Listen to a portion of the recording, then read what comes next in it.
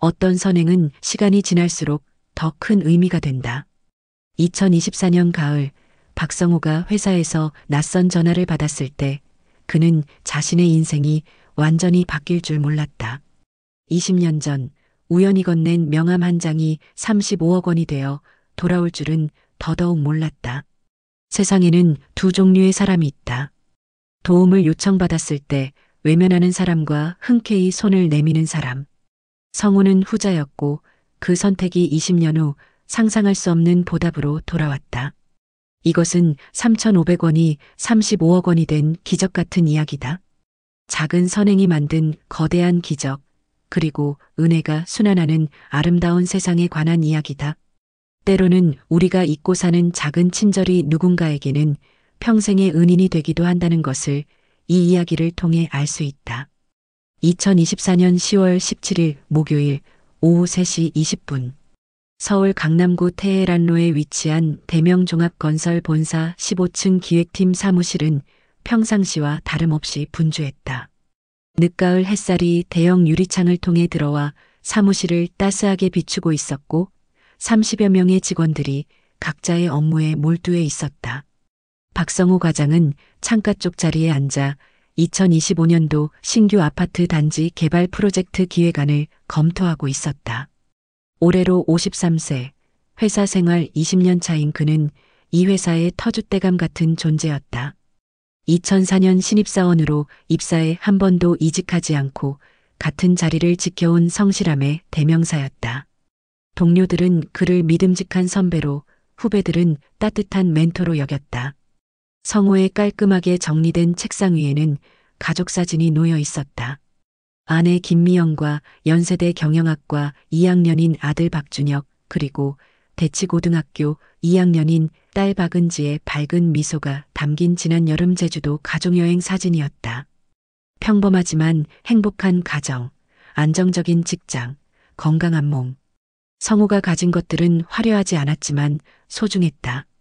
성호는 오늘도 어김없이 점심시간에 회사 근처 헬스장에서 30분간 운동을 하고 돌아와 오후 업무에 집중하고 있었다.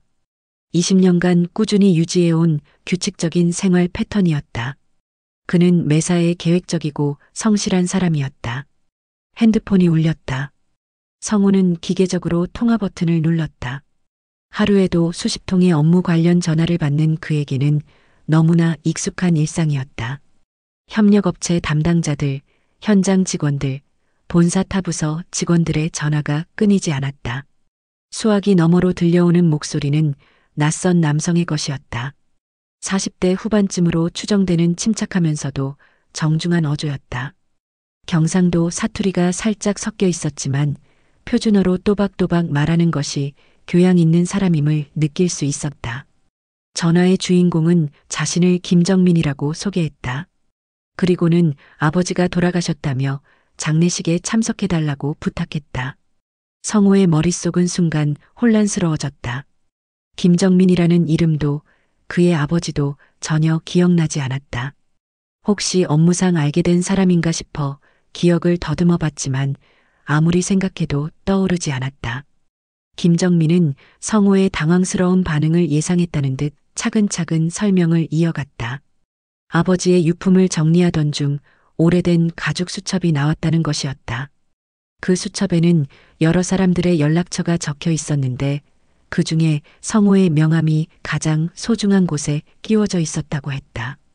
20년이 넘은 명함이었지만 놀랍도록 깨끗하게 보관되어 있었다고 김정민은 설명했다. 다른 종이들은 모두 세월의 흔적을 보이는데 그 명함만은 마치 어제 받은 것처럼 새 것 같았다고 했다. 아버지가 평소 얼마나 그 명함을 소중히 여겼는지 알 수 있었다고 덧붙였다. 성호는 20년 전을 떠올려 봤다. 2004년 당시 그는 33살의 젊은 직장인이었다. 신입사원 시절을 갓 벗어나 일에 대한 열정과 사회에 대한 희망으로 가득했던 시기였다. 당시 아직 주임급이었던 그는 매사에 적극적이었고 특히 어려운 처지에 있는 사람을 보면 지나치지 못하는 성격이었다. 하지만 구체적인 기억은 여전히 희미했다. 20년이라는 시간은 많은 기억들을 흐릿하게 만들기에 충분했다. 그 사이 성우는 결혼도 하고 아이도 낳고 키우면서 수많은 일들을 겪었다. 회사에서도 주임에서 대리, 과장으로 승진하면서 담당 업무도 여러 번 바뀌었다. 성우는 정중하게 물었다. 아버지께서 어떤 분이신지, 자신과 어떤 인연이 있으신지 좀 더 자세히 설명해 달라고. 하지만 김정민은 전화로는 설명하기 어려운 긴 사연이 있다며 가능하다면 직접 만나서 이야기하고 싶다고 했다. 김정민의 목소리에는 간절함이 섞여 있었다. 아버지가 생전에 성우에 대해 자주 언급했다며 돌아가시기 전까지도 꼭 한번 뵙고 싶다고 하셨다고 전했다. 그래서 자신도 아버지의 마지막 소원을 들어드리고 싶다고 했다. 성우는 마음이 복잡해졌다. 전혀 모르는 사람의 장례식에 가는 것이 적절한 일인지 확신이 서지 않았다. 더군다나 바쁜 업무 일정을 조정해서 가야 하는 상황이었다. 하지만 상대방의 간절한 부탁과 정중한 태도를 보니 그냥 거절하기도 어려웠다. 김정민은 장례식장 정보를 자세히 알려주었다. 송파구 잠실에 위치한 서울아산병원 장례식장 3층 국화홀이었다. 고인의 성함은 김철수, 향년 64세라고 했다. 장례는 내일까지 이틀간 치르며 발인은 모레 오전 10시에 경기도 남양주시 모란공원에서 있을 예정이라고 안내했다. 김정민은 전화를 끊기 전에 한마디를 더 덧붙였다.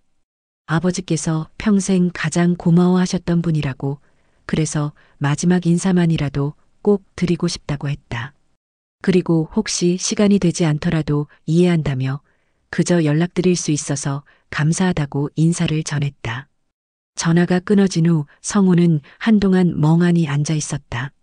사무실의 소음들이 다시 귀에 들어왔다. 복사기 돌아가는 소리, 동료들의 업무 대화 소리, 에어컨 바람 소리. 하지만 성우의 마음은 20년 전으로 돌아가 있었다. 과연 자신이 누군가에게 그렇게 큰 도움을 준 적이 있었을까? 그리고 그 사람이 20년 동안 자신의 명함을 소중히 간직하고 있었다는 것이 믿어지지 않았다. 김철수라는 이름을 아무리 떠올려 봐도 기억나지 않았다. 동료들은 성우의 이상한 표정을 눈치챘지만 특별히 묻지 않았다. 성우는 평소에도 깊이 생각에 잠기는 일이 많은 사람이었기 때문이었다. 특히 새로운 프로젝트를 기획할 때나 중요한 결정을 내려야 할 때는 이런 모습을 자주 보였다. 하지만 이번은 달랐다. 성우의 마음속에는 호기심과 걱정이 동시에 자리 잡고 있었다. 정말 가야 하는 것일까? 만약 가서도 기억이 나지 않는다면 어떻게 해야 할까? 그런데 또 가지 않으면 후회하지 않을까? 오후 6시 정시 퇴근 시간이 되자 성우는 서둘러 가방을 챙겼다. 평소라면 동료들과 간단히 인사를 나누고 여유롭게 사무실을 나서는데 오늘은 마음이 급했다. 집에 가서 아내에게 이 일을 상의하고 싶었다. 20년 결혼 생활 동안 아내 미영은 그의 든든한 조언자였다. 지하철 2호선 강남역에서 8호선으로 갈아타는 동안에도 성우는 계속 생각했다. 20년 전 자신이 한 일이 누군가에게 그렇게 큰 의미였을까? 그리고 지금 그 사람이 세상을 떠났다니. 문득 마음 한편이 무거워졌다. 강동구 천호동에 위치한 레미안 아파트 단지에 도착한 성우는 평소보다 빠른 걸음으로 집으로 향했다. 엘리베이터를 타고 15층으로 올라가는 동안에도 머릿속은 복잡했다. 이름도 얼굴도 기억나지 않지만 분명 인연이 있었던 사람이었을 것이다. 성우가 집에 도착했을 때는 오후 7시가 조금 넘은 시간이었다. 평상시보다 30분 정도 늦은 시간이었지만 아내 미영은 남편의 표정을 보고 무언가 특별한 일이 있었음을 직감했다. 20년 결혼 생활의 내공이었다. 거실 소파에 앉은 성우는 저녁 준비를 하던 미영에게 오늘 있었던 일을 상세히 설명했다. 회사에 걸려온 낯선 전화, 20년 전 명함, 그리고 장례식 참석 요청까지. 미영은 남편의 이야기를 주의 깊게 들었다. 미영도 처음에는 의아해했다. 남편이 20년 전에 그렇게 큰 도움을 준 일이 있었나 싶었다. 하지만 곧 2004년 당시 남편의 모습을 떠올렸다. 신혼 2년 차였던 그때 성우는 지금보다 더 적극적이고 남을 돕는 일에 주저함이 없었다. 당시 성우는 회사에서 새로 만들어준 명함이 신기해서 만나는 사람마다 나누어 주곤 했다. 특히 어려운 처지의 사람들을 만나면 명함을 건네며 나중에 도움이 필요하면 연락하라고 하는 것이 습관이었다. 미영은 그런 남편의 모습을 자랑스러워했었다. 미영은 남편에게 조언했다. 누군가 20년간 명함을 소중히 보관했다는 것 자체가 특별한 일이라고, 분명 의미 있는 인연이었을 것이라고 말했다.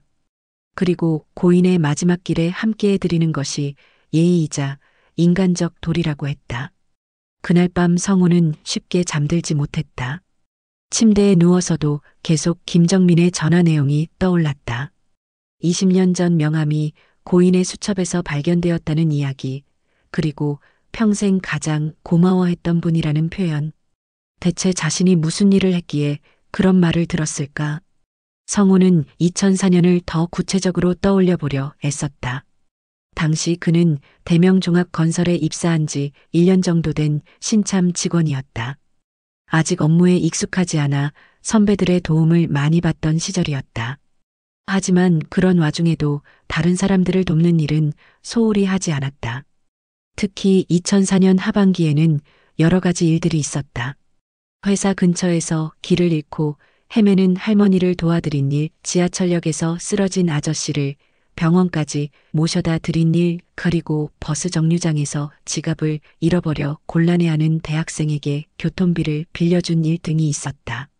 하지만 김철수라는 이름과 연결되는 구체적인 상황은 여전히 기억나지 않았다. 20년이라는 시간의 무게를 새삼 느꼈다. 그 시간 동안 얼마나 많은 사람들을 만났고 얼마나 많은 일들을 겪었던가. 결혼, 출산, 육아, 승진, 이사 등 인생의 굵직한 사건들이 옛 기억들을 희미하게 만들어버렸다. 다음 날 아침 출근길 지하철에서 성우는 아내의 조언을 되새겼다. 미영은 밤늦게까지 남편의 고민을 들어준 후 이렇게 말했었다. 기억나지 않더라도 상관없다고. 중요한 것은 20년 전 남편이 누군가에게 도움을 주었다는 사실이고 그 사람이 그 은혜를 잊지 않고 있었다는 것이라고 했다. 회사에 도착한 성우는 평소보다 일찍 점심시간을 가졌다. 20년 전 사진들을 찾아보고 싶었기 때문이었다. 휴대폰 갤러리를 뒤져봤지만 2004년 사진은 그리 많지 않았다. 당시에는 디지털 카메라도 보편적이지 않았고 휴대폰 카메라 성능도 지금처럼 좋지 않았기 때문이었다. 그러다가 성우는 문득 한 가지를 기억해냈다. 2004년 겨울 크리스마스 즈음에 뭔가 특별한 일이 있었던 것 같았다. 하지만 그것이 김철수 씨와 관련된 일인지는 확실하지 않았다. 기억의 조각들이 어렴풋이 떠오를 뿐이었다. 오후에 성우는 김정민에게 전화를 걸었다. 장례식장 위치와 시간을 다시 확인하고 혹시 아버지에 대한 정보를 좀 더 들을 수 있는지 문의하고 싶었다. 김정민은 성우의 전화를 받고 매우 기뻐했다. 혹시 올 수 없다고 하는 것은 아닌지 걱정했었다고 했다. 김정민은 아버지에 대해 조금 더 이야기해 주었다. 고인 김철수는 1960년 경북 안동 출생으로 18세에 서울로 올라와 평생을 서울에서 살았다고 했다. 젊은 시절에는 여러 사업을 했지만 번번이 실패했고 나중에는 건설업에 종사하며 가족을 꾸려나갔다고 했다. 특히 2000년대 초반에는 정말 어려운 시기를 겪었다고 김정민이 설명했다. IMF 외환위기의 여파로 사업이 완전히 무너졌고 한때는 서울을 떠나 고향으로 내려가야 할 상황까지 갔다고 했다. 그때가 바로 2004년이었다. 김정민은 한 가지 더 중요한 사실을 알려주었다. 아버지가 생전에 종종 이런 말씀을 하셨다는 것이었다. 인생에서 가장 어려웠던 시기에 한 젊은 사람이 도움을 주었는데 그 덕분에 다시 일어설 수 있었다고. 그 사람의 명함을 평생 간직하고 있다고 하셨다는 것이었다. 성우는 김정민의 이야기를 들으며 마음이 뭉클해졌다. 자신이 기억하지 못하는 일이지만 누군가에게는 인생의 전환점이 되는 중요한 도움을 주었던 것 같았다. 그리고 그 사람이 20년 동안 그 은혜를 잊지 않고 있었다는 것에 깊은 감동을 받았다. 김정민은 장례 일정에 대해서도 자세히 설명해 주었다. 오늘 오후부터 내일까지 이틀간 빈소를 지키고 모레 오전 10시에 발인 예정이라고 했다. 성우가 언제든 편한 시간에 와도 된다고 했지만 가능하면 오늘 저녁이나 내일 오전에 와주기를 바란다고 했다. 전화를 끊은 후 성우는 깊은 생각에 잠겼다. 김철수라는 이름은 여전히 낯설었지만 2004년 어려운 시기에 도움을 주었다는 이야기는 왠지 친숙하게 느껴졌다. 혹시 그때 강남터미널에서 만난 그 사람이었을까? 문득 성우는 2004년 겨울의 한 장면이 떠올랐다. 회사 송년회가 끝나고 집으로 가던 길이었다. 강남터미널에서 버스를 기다리는데 한 가족이 곤란해하는 모습을 본 기억이 있었다. 중년 남성이 아내와 아이들과 함께 있으면서 뭔가 계산을 하고 있었다. 그 사람이 성우에게 다가와서 정중하게 부탁을 했었다. 고향으로 가는 버스비가 조금 부족하다며 도움을 요청했었다. 성우는 주저없이 지갑에서 돈을 꺼내 건네주었고 명함도 함께 주었던 것 같았다. 기억이 점점 선명해졌다. 그 사람은 40대 초반쯤 되어 보였고 경상도 사투리를 썼다. 가족들과 함께 고향으로 내려간다고 했었다. 그리고 정말 고맙다며 여러 번 인사를 했었다. 그 사람이 김철수 씨였던 것 같았다. 성우는 가슴이 뛰기 시작했다. 20년 전의 기억이 조금씩 되살아나고 있었다. 당시에는 그저 어려운 처지의 사람을 도운 것뿐이라고 생각했는데 그것이 그 사람에게는 그렇게 큰 의미였던 것 같았다. 저녁에 집으로 돌아온 성우는 아내와 아이들에게 내일 장례식에 가겠다고 말했다. 아내는 남편의 결정을 지지해 주었고 대학생 아들 준혁과 고등학생 딸 은지도 아버지가 좋은 일을 한다며 응원해 주었다. 가족들의 따뜻한 지지가 성우의 마음을 더욱 든든하게 만들었다. 그날 밤 성우는 검은색 정장을 준비하며 마음가짐을 다잡았다. 비록 20년이라는 긴 시간이 흘렀지만 분명 소중한 인연이었을 것이다.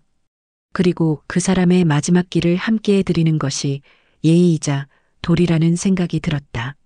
잠들기 전 성우는 다시 한번 2004년을 떠올려 봤다. 강남터미널에서 만난 그 가족의 모습이 더욱 선명해졌다. 아버지는 절박해 보였고 어머니와 아이들은 불안해 보였다. 그들에게 작은 도움이나마 줄 수 있어서 다행이었다는 생각이 들었었다. 하지만 성우에게는 정말 작은 일이었다. 당시 자신에게는 한 끼 식사비 정도의 돈이었고 명함을 주는 것도 평소 습관이었다. 그런 사소한 일이 누군가에게는 평생 잊지 못할 은혜가 되었다는 것이 신기했다. 하지만 한 가지 확실한 것이 있었다. 내일 장례식장에서 그 궁금증이 풀릴 것이라는 기대감이었다. 그리고 김철수 씨가 어떤 분이셨는지 그 후 어떻게 살아오셨는지를 알 수 있을 것이라는 설렘도 있었다. 성우는 그 기대감과 설렘을 안고 잠들었다.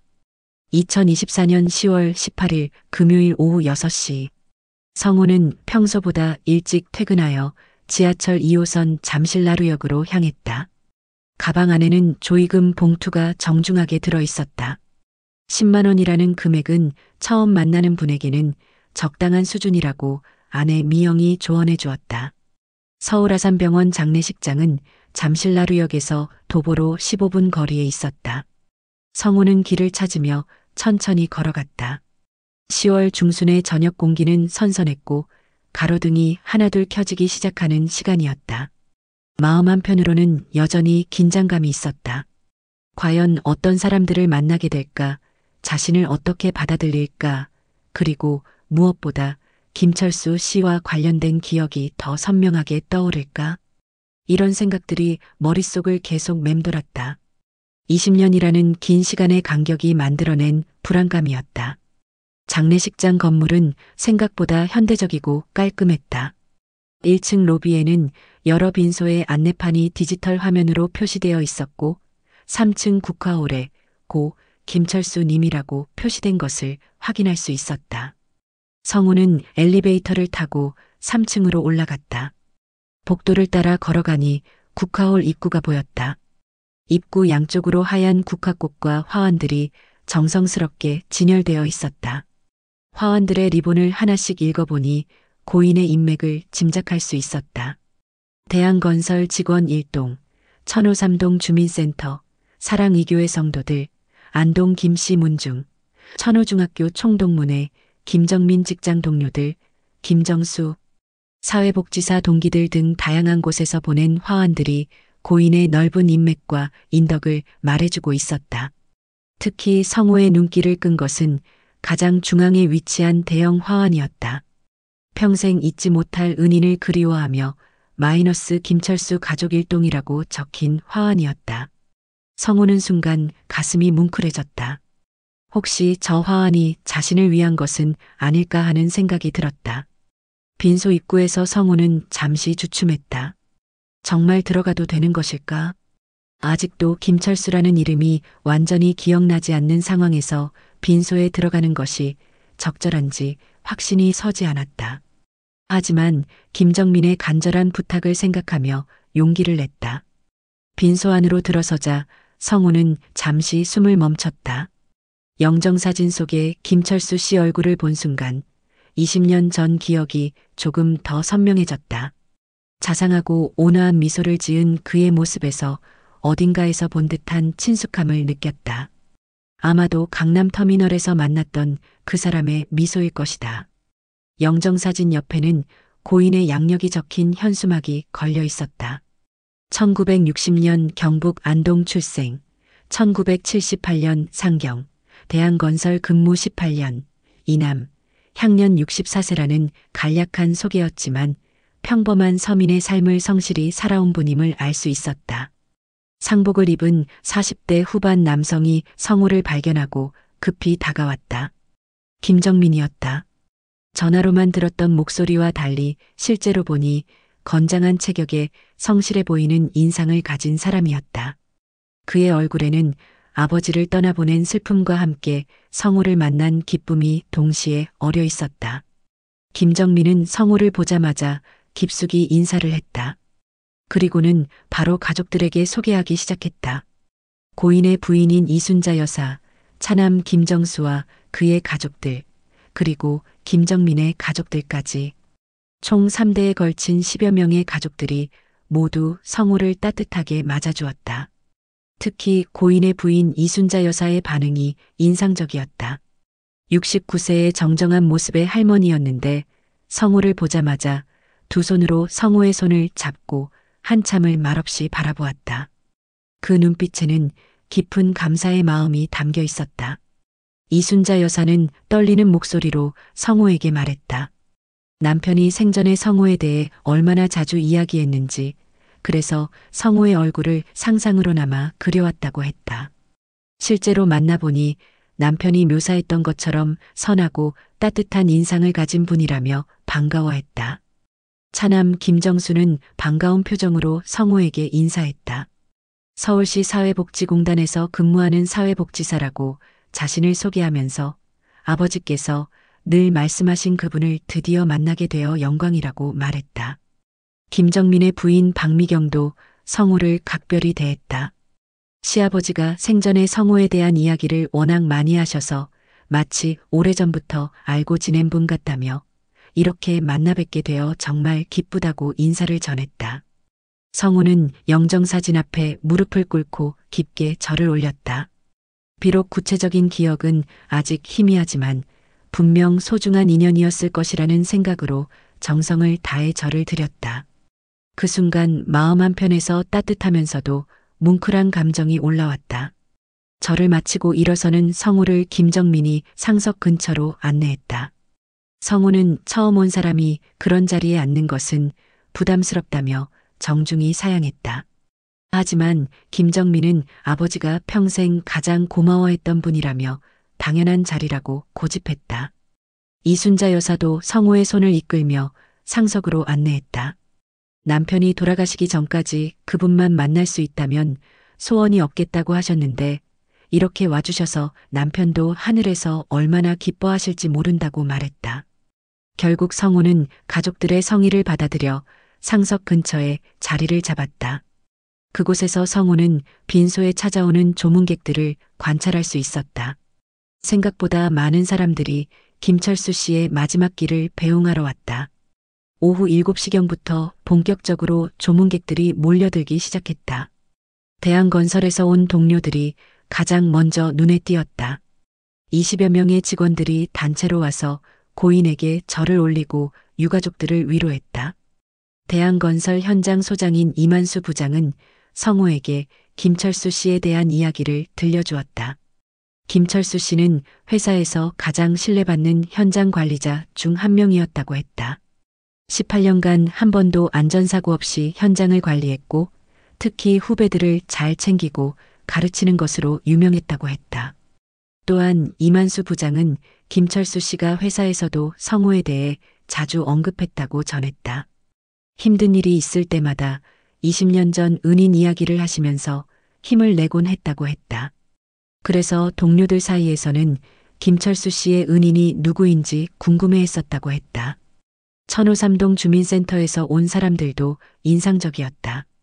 김철수 씨가 15년간 거주했던 동네 이웃들이었는데 모두 김철수 씨에 대한 따뜻한 기억들을 가지고 있었다. 동네에서 어려운 일이 있으면 누구보다 먼저 나서서 도움을 주는 분이었다고 입을 모았다. 특히 주민센터 김영애 주무관은 김철수 씨가 매년 김장철이 되면 독거노인들을 위해 김치를 담가서 나눠주었다고 전했다. 또한 동네 아이들이 공부방에서 숙제하는 것을 도와주기도 했고 건설업 경험을 살려 주민들 집 보수가 필요할 때면 기꺼이 도움을 주었다고 했다.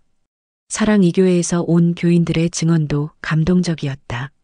김철수 씨는 10년 넘게 교회를 다니면서 묵묵히 봉사하는 분이었다고 했다. 교회 건물 보수나 증축 작업이 있을 때면 전문 지식을 활용해서 큰 도움을 주었고 경제적으로 어려운 교인 가정이 있으면 조용히 도움을 주기도 했다. 사랑이교회 김 목사는 성호에게 특별히 인사를 전했다. 김철수 집사가 생전에 20년 전 은인에 대해 자주 이야기했다며 그분을 본받아 다른 사람들을 돕는 삶을 살아야 한다고 늘 말씀하셨다고 전했다. 조문객들 중에는 성호를 신기하게 바라보는 사람들도 많았다. 김정민이 소개할 때마다 아버지가 평생 은인으로 여겼던 분이라고 하니 사람들은 성호에게 깊은 관심을 보였다. 어떤 도움을 주었기에 그렇게 고마워했는지 궁금해하는 눈빛들이었다. 한 조문객은 성호에게 직접 다가와서 물어보기도 했다. 대한건설에서 김철수 씨와 15년간 함께 일했다는 박현수 차장이었다.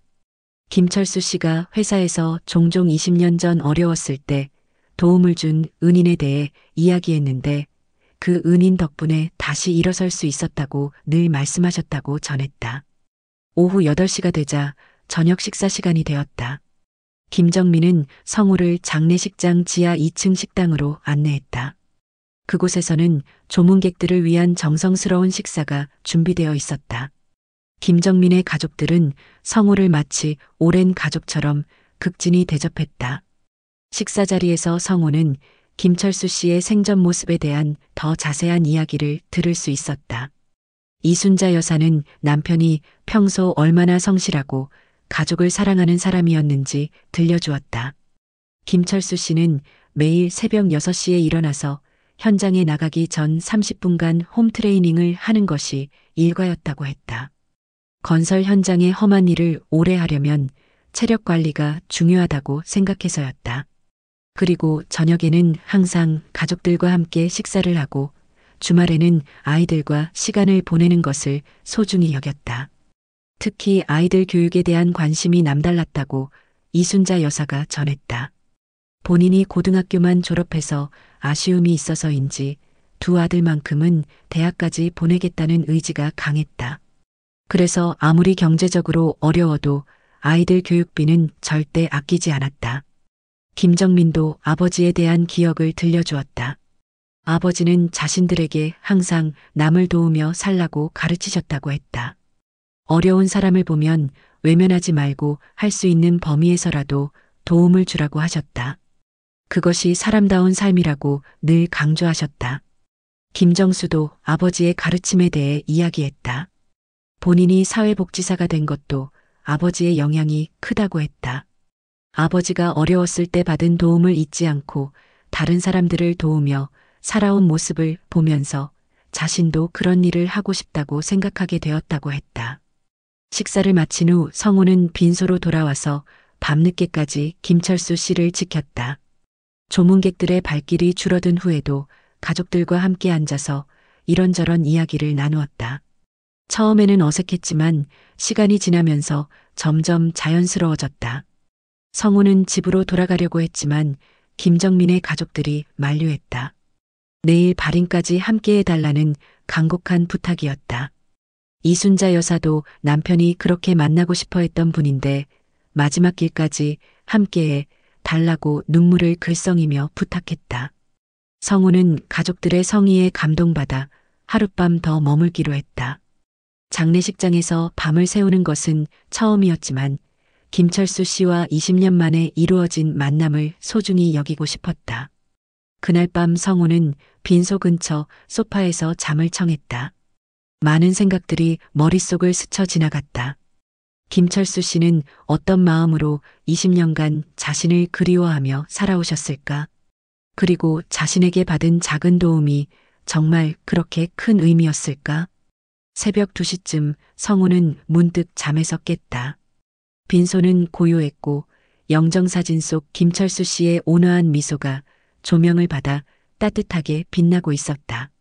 성우는 조용히 영정사진 앞으로 다가가 무릎을 꿇고 앉았다. 마음속으로 김철수 씨에게 인사를 드렸다. 비록 기억은 흐릿하지만 분명 의미 있는 만남이었을 것이라고. 그리고 그 작은 도움이 김철수 씨에게 큰 힘이 되었다면 자신도 보람을 느낀다고 말했다.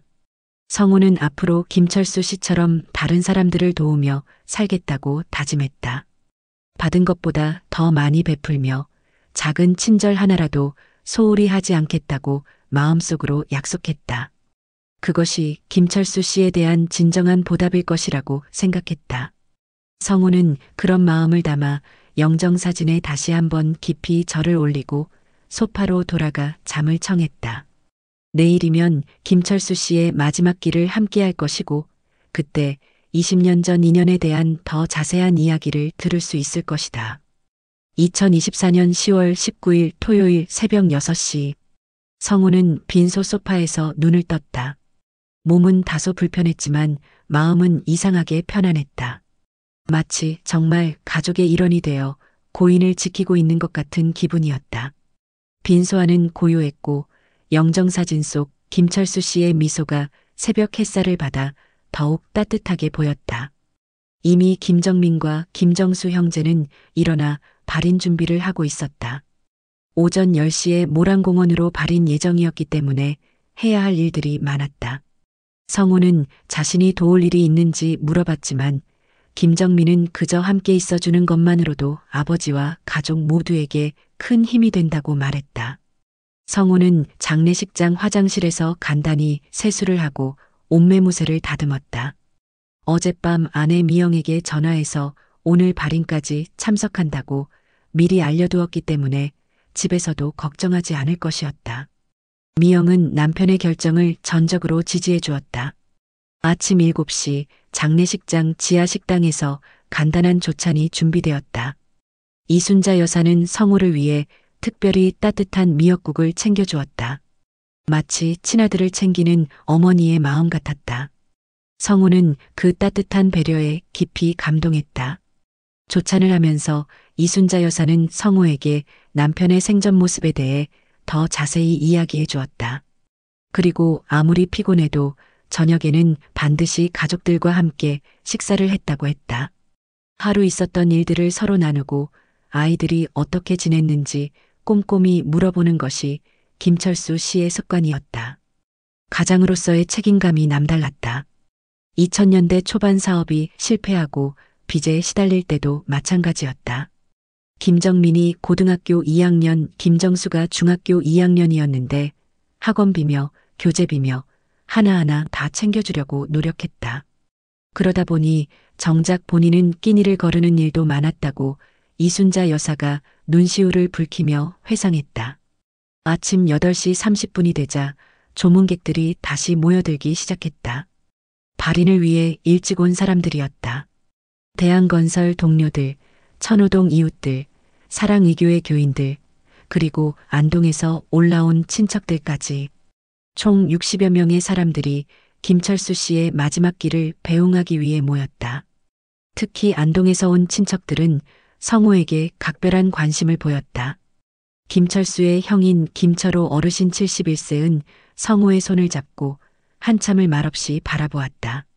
그리고는 동생이 서울에서 그렇게 고마워하던 분이라며 김씨 가문을 대신해서 깊이 감사하다고 정중하게 인사를 전했다. 김철호 어르신은 성호에게 동생의 젊은 시절 이야기를 들려주었다. 김철수는 6남매 중에서 가장 의지가 강하고 책임감이 컸다고 했다. 집안이 워낙 어려웠지만 절대 포기하지 않고 서울로 올라가서 성공하겠다고 다짐했었다고 했다. 1978년 18세의 나이로 서울에 올라온 김철수는 처음에는 구로공단의 작은 공장에서 일했다. 낮에는 공장에서 일하고 밤에는 야간 고등학교를 다녔다. 그리고 1980년대부터는 건설 현장에서 일하기 시작했다. 성실하고 꼼꼼한 성격 덕분에 현장에서 인정받는 기술자가 되었다.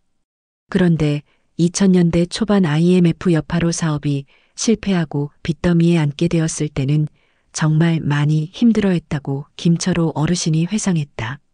한때는 동생더러 고향으로 내려와서 농사를 짓자고 제안하기도 했지만 김철수는 서울에서 다시 한번 기회를 잡고 싶다고 했었다. 그때 마침 성호의 도움을 받게 되었고 그것이 전환점이 되어 다시 서울에서 뿌리를 내릴 수 있었다는 것이었다. 김철호 어르신은 성호 덕분에 동생이 끝까지 꿈을 포기하지 않을 수 있었다며 형으로서도 진심으로 고맙다고 인사를 전했다. 안동에서 온 다른 친척들도 마찬가지였다. 김철수의 사촌형인 김철호 씨는 성호에게 20년 전 그 도움이 없었다면 철수가 고향으로 내려와서 평생 한을 품고 살았을 것이라고 말했다. 서울에서 다시 성공할 수 있게 해준 것은 정말 큰 은혜라고 강조했다. 오전 9시 30분 드디어 발인 준비가 시작되었다. 김정민은 성호에게 특별한 부탁을 했다. 발인 때 영정사진을 받들어 달라는 것이었다. 성호는 자신이 그럴 자격이 있는지 망설였다. 가족도 아닌 사람이 그런 중요한 역할을 맡아도 되는 것일까? 하지만 김정민은 아버지가 평생 가장 고마워하셨던 분이라며 당연한 일이라고 했다. 이순자 여사도 성호의 손을 잡고 간곡히 부탁했다. 남편이 그렇게 만나고 싶어 했던 분이 영정사진을 받들어 주신다면 남편도 하늘에서 얼마나 기뻐하실지 모른다고 말했다. 김정수도 형의 말에 동의했다. 아버지께서 생전에 가장 존경하고 감사해 하시던 분이라며 가족들로서도 당연히 그렇게 해드리고 싶다고 말했다. 안동에서 온 친척들도 모두 찬성하는 분위기였다. 결국 성호는 떨리는 마음으로 김철수 씨의 영정사진을 받들어 안았다. 사진 속 김철수 씨의 온화한 미소가 더욱 선명하게 느껴졌다. 왠지 그 미소가 자신에게 고마움을 표현하는 것 같기도 하고 마지막 부탁을 하는 것 같기도 했다. 성호가 영정사진을 받드는 순간 빈소 안에 있던 모든 사람들이 숙연해졌다. 가족들은 물론이고 조문객들까지 모두 감동적인 표정으로 그 모습을 지켜봤다. 20년 만에 이루어진 은인과 고인의 만남이었다. 발인 행렬이 시작됐다. 성호가 김철수 씨의 영정사진을 앞세우고 상주인 김정민과 김정수가 뒤따랐다. 그 뒤로 이순자 여사와 며느리들, 손자, 손녀들이 줄을 이었다. 조문객들도 함께 걸었다. 총 60여 명의 사람들이 김철수 씨의 마지막 길에 동행했다. 서울 아산병원 장례식장에서 경기도 남양주시 모란공원까지는 전세버스로 1시간 정도 소요되었다. 버스 안에서 성호는 김정민 옆에 앉았다. 김정민은 조용한 목소리로 아버지에 대한 더 자세한 이야기를 들려주기 시작했다. 김철수가 2004년 12월 안동으로 내려간 후 어떻게 지냈는지에 대한 이야기였다. 안동에 도착한 김철수는 형이 운영하는 작은 건설업체에 취직했다. 20년간 서울에서 쌓은 기술과 경험 덕분에 어렵지 않게 일자리를 구할 수 있었다. 하지만 마음은 편하지 않았다고 김정민이 전했다. 서울에서 실패한 것에 대한 자책감도 있었고 무엇보다 아이들 교육 문제가 걱정이었다. 안동의 교육 여건이 서울만큼 좋지 않다는 것을 알고 있었기 때문이었다. 그래서 김철수는 밤낮으로 일했다. 낮에는 현장에서 일하고 저녁에는 개인적으로 받은 소규모 공사를 했다. 주말에도 쉬지 않고 일했다. 빚을 조금이라도 빨리 갚고 서울로 다시 올라가고 싶었기 때문이었다. 그런 노력 덕분에 2년 만에 어느 정도 빚 정리를 할 수 있었다. 2억 5천만 원의 빚을 1억 원까지 줄였다. 나머지는 서울에 올라가서 취직한 후 갚기로 했다. 그리고 2006년 3월 김철수 가족은 다시 서울로 올라왔다. 하지만 서울에 올라온 김철수가 가장 먼저 한 일은 성우를 찾는 것이었다고 김정민이 말했다. 2년간 안동에서 지내면서도 늘 성우에 대한 고마움을 잊지 않았고 반드시 인사를 드리고 싶어 했기 때문이었다. 김철수는 명함에 적힌 대명종합건설 전화번호로 연락했다. 하지만 성우의 개인 연락처나 소속 부서, 정보는 개인정보 보호 정책상 알려줄 수 없다는 답변만 들었다.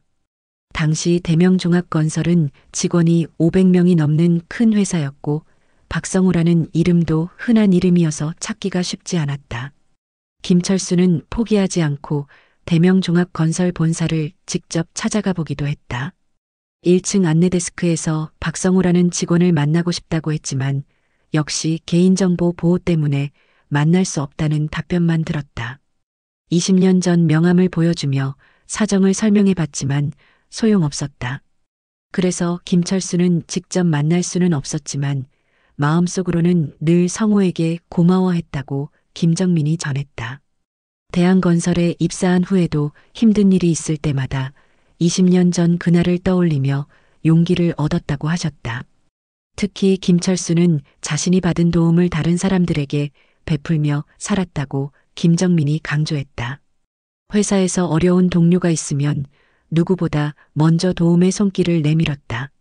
취업을 준비하는 젊은이들에게는 자신의 경험과 인맥을 아낌없이 제공했다. 동네에서도 마찬가지였다. 천호동으로 이사 온 후 15년간 그는 지역사회를 위해 많은 봉사활동을 했다. 독거노인들을 위한 김장 담그기, 아이들을 위한 학습지도, 어려운 가정을 위한 집 수리 봉사 등을 꾸준히 했다. 김정민은 아버지가 늘 하시던 말을 전했다. 사람은 받은 만큼 베풀며 살아야 한다고, 그리고 작은 도움이라도 누군가에게는 큰 힘이 될 수 있다고 항상 말씀하셨다.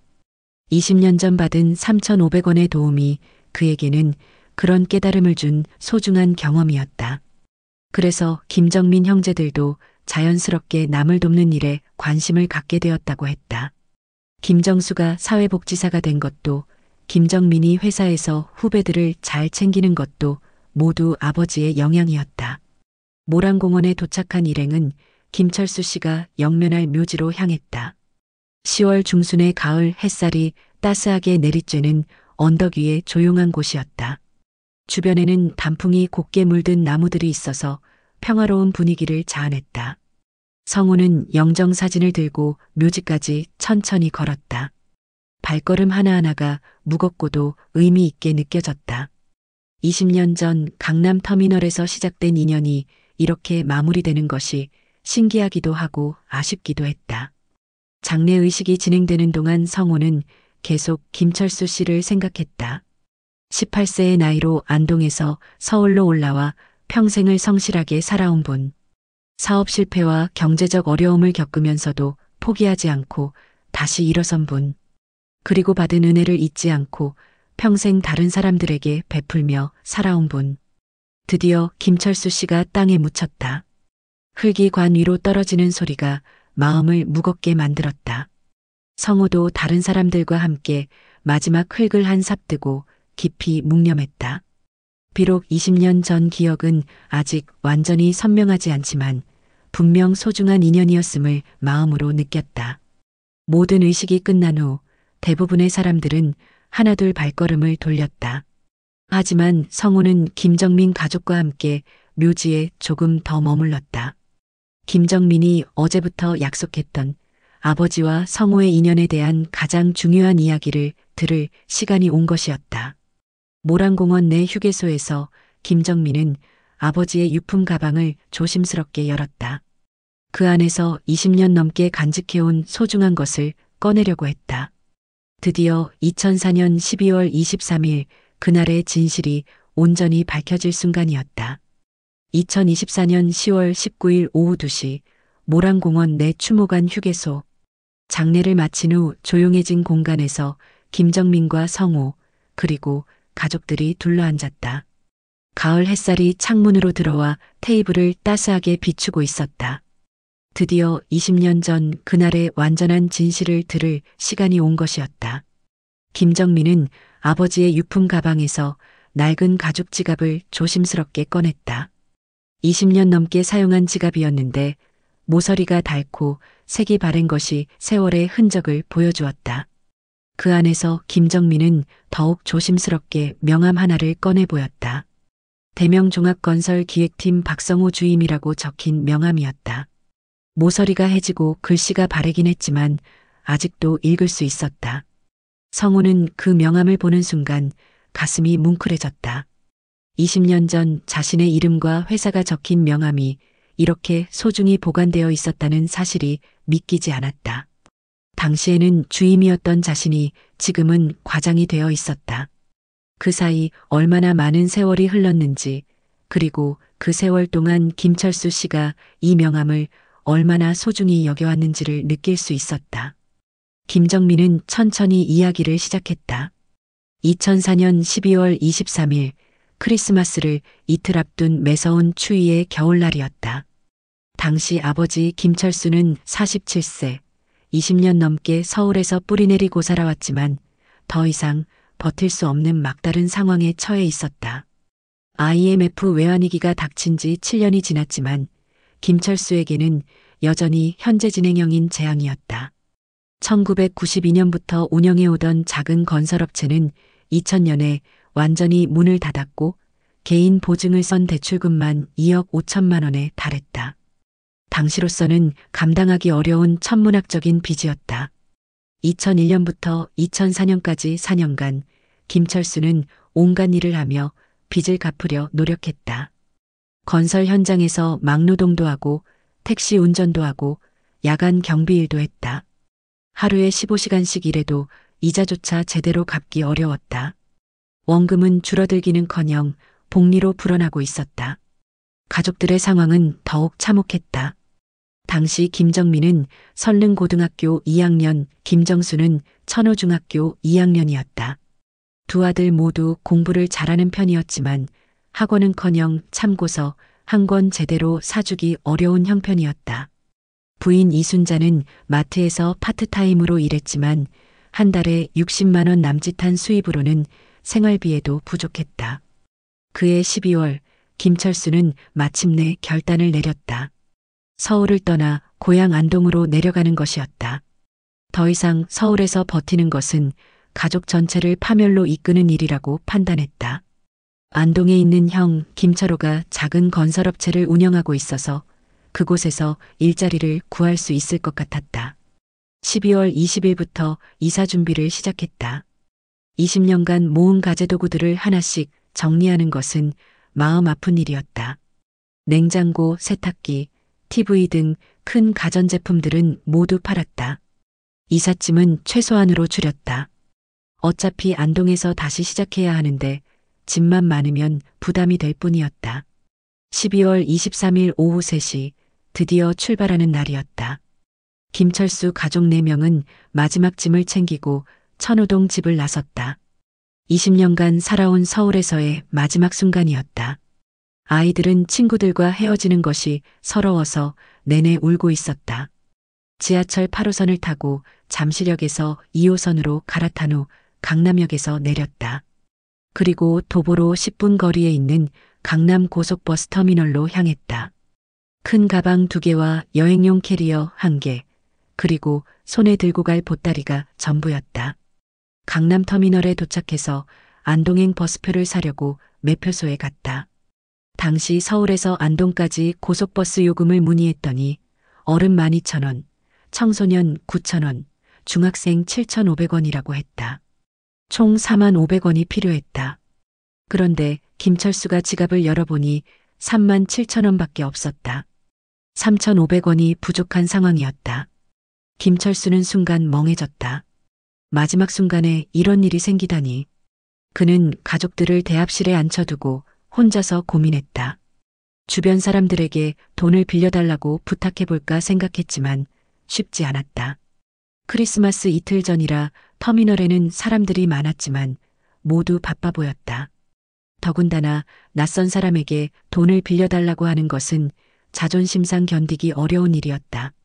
그때 터미널을 지나가는 젊은 남성이 눈에 들어왔다.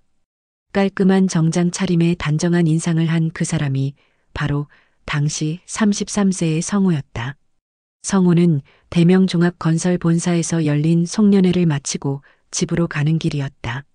회사에서 기획팀으로 배치된 지 얼마 되지 않아 일에 대한 의욕과 열정이 넘치던 시절이었다. 송년회 분위기도 좋았고 개인적으로도 그의 여러 가지 좋은 일들이 있어서 기분이 좋은 상태였다. 결혼 2년 차인 아내와의 관계도 좋았고 회사에서도 인정받고 있었다. 무엇보다 어려운 사람을 보면 지나치지 못하는 성격이었다. 김철수는 마지막 용기를 내어 성우에게 다가갔다.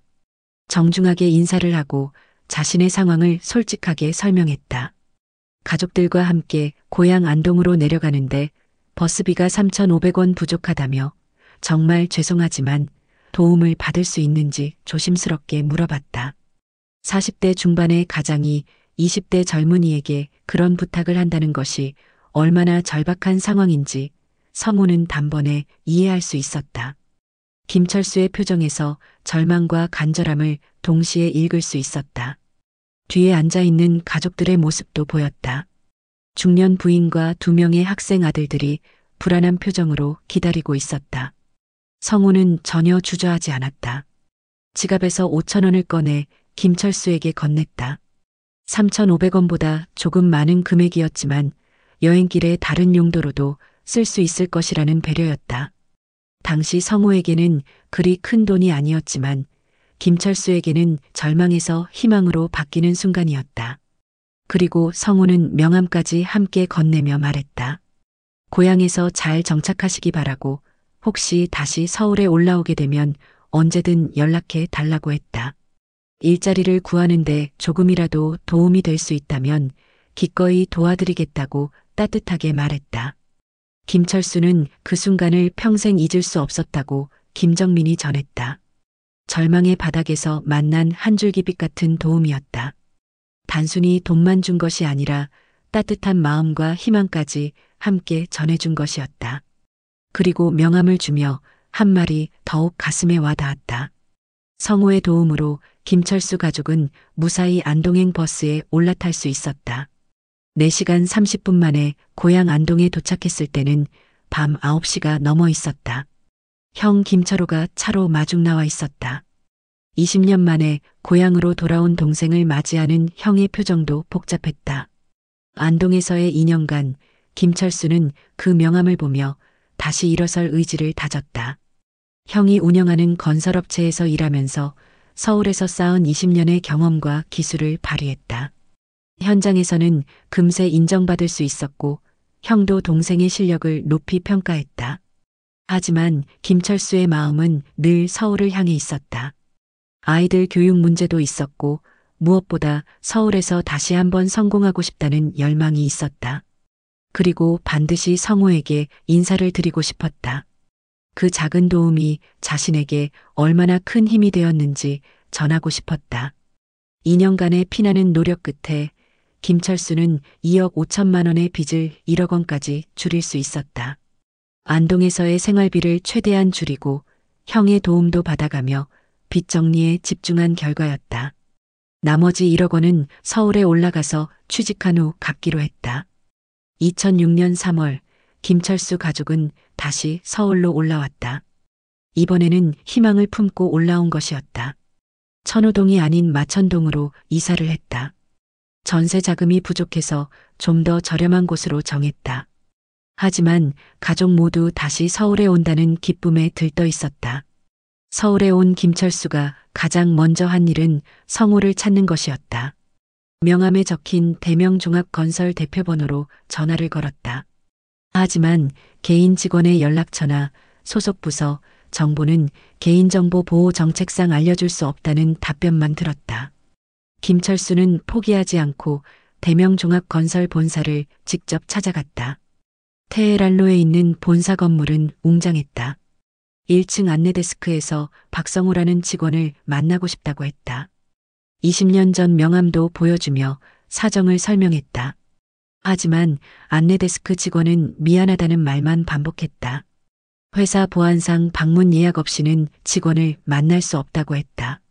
그리고 박성호라는 이름의 직원이 여러 명 있어서 정확히 누구를 찾는지 특정하기 어렵다고 했다. 김철수는 실망했지만 이해했다. 큰 회사에서는 당연한 절차였다.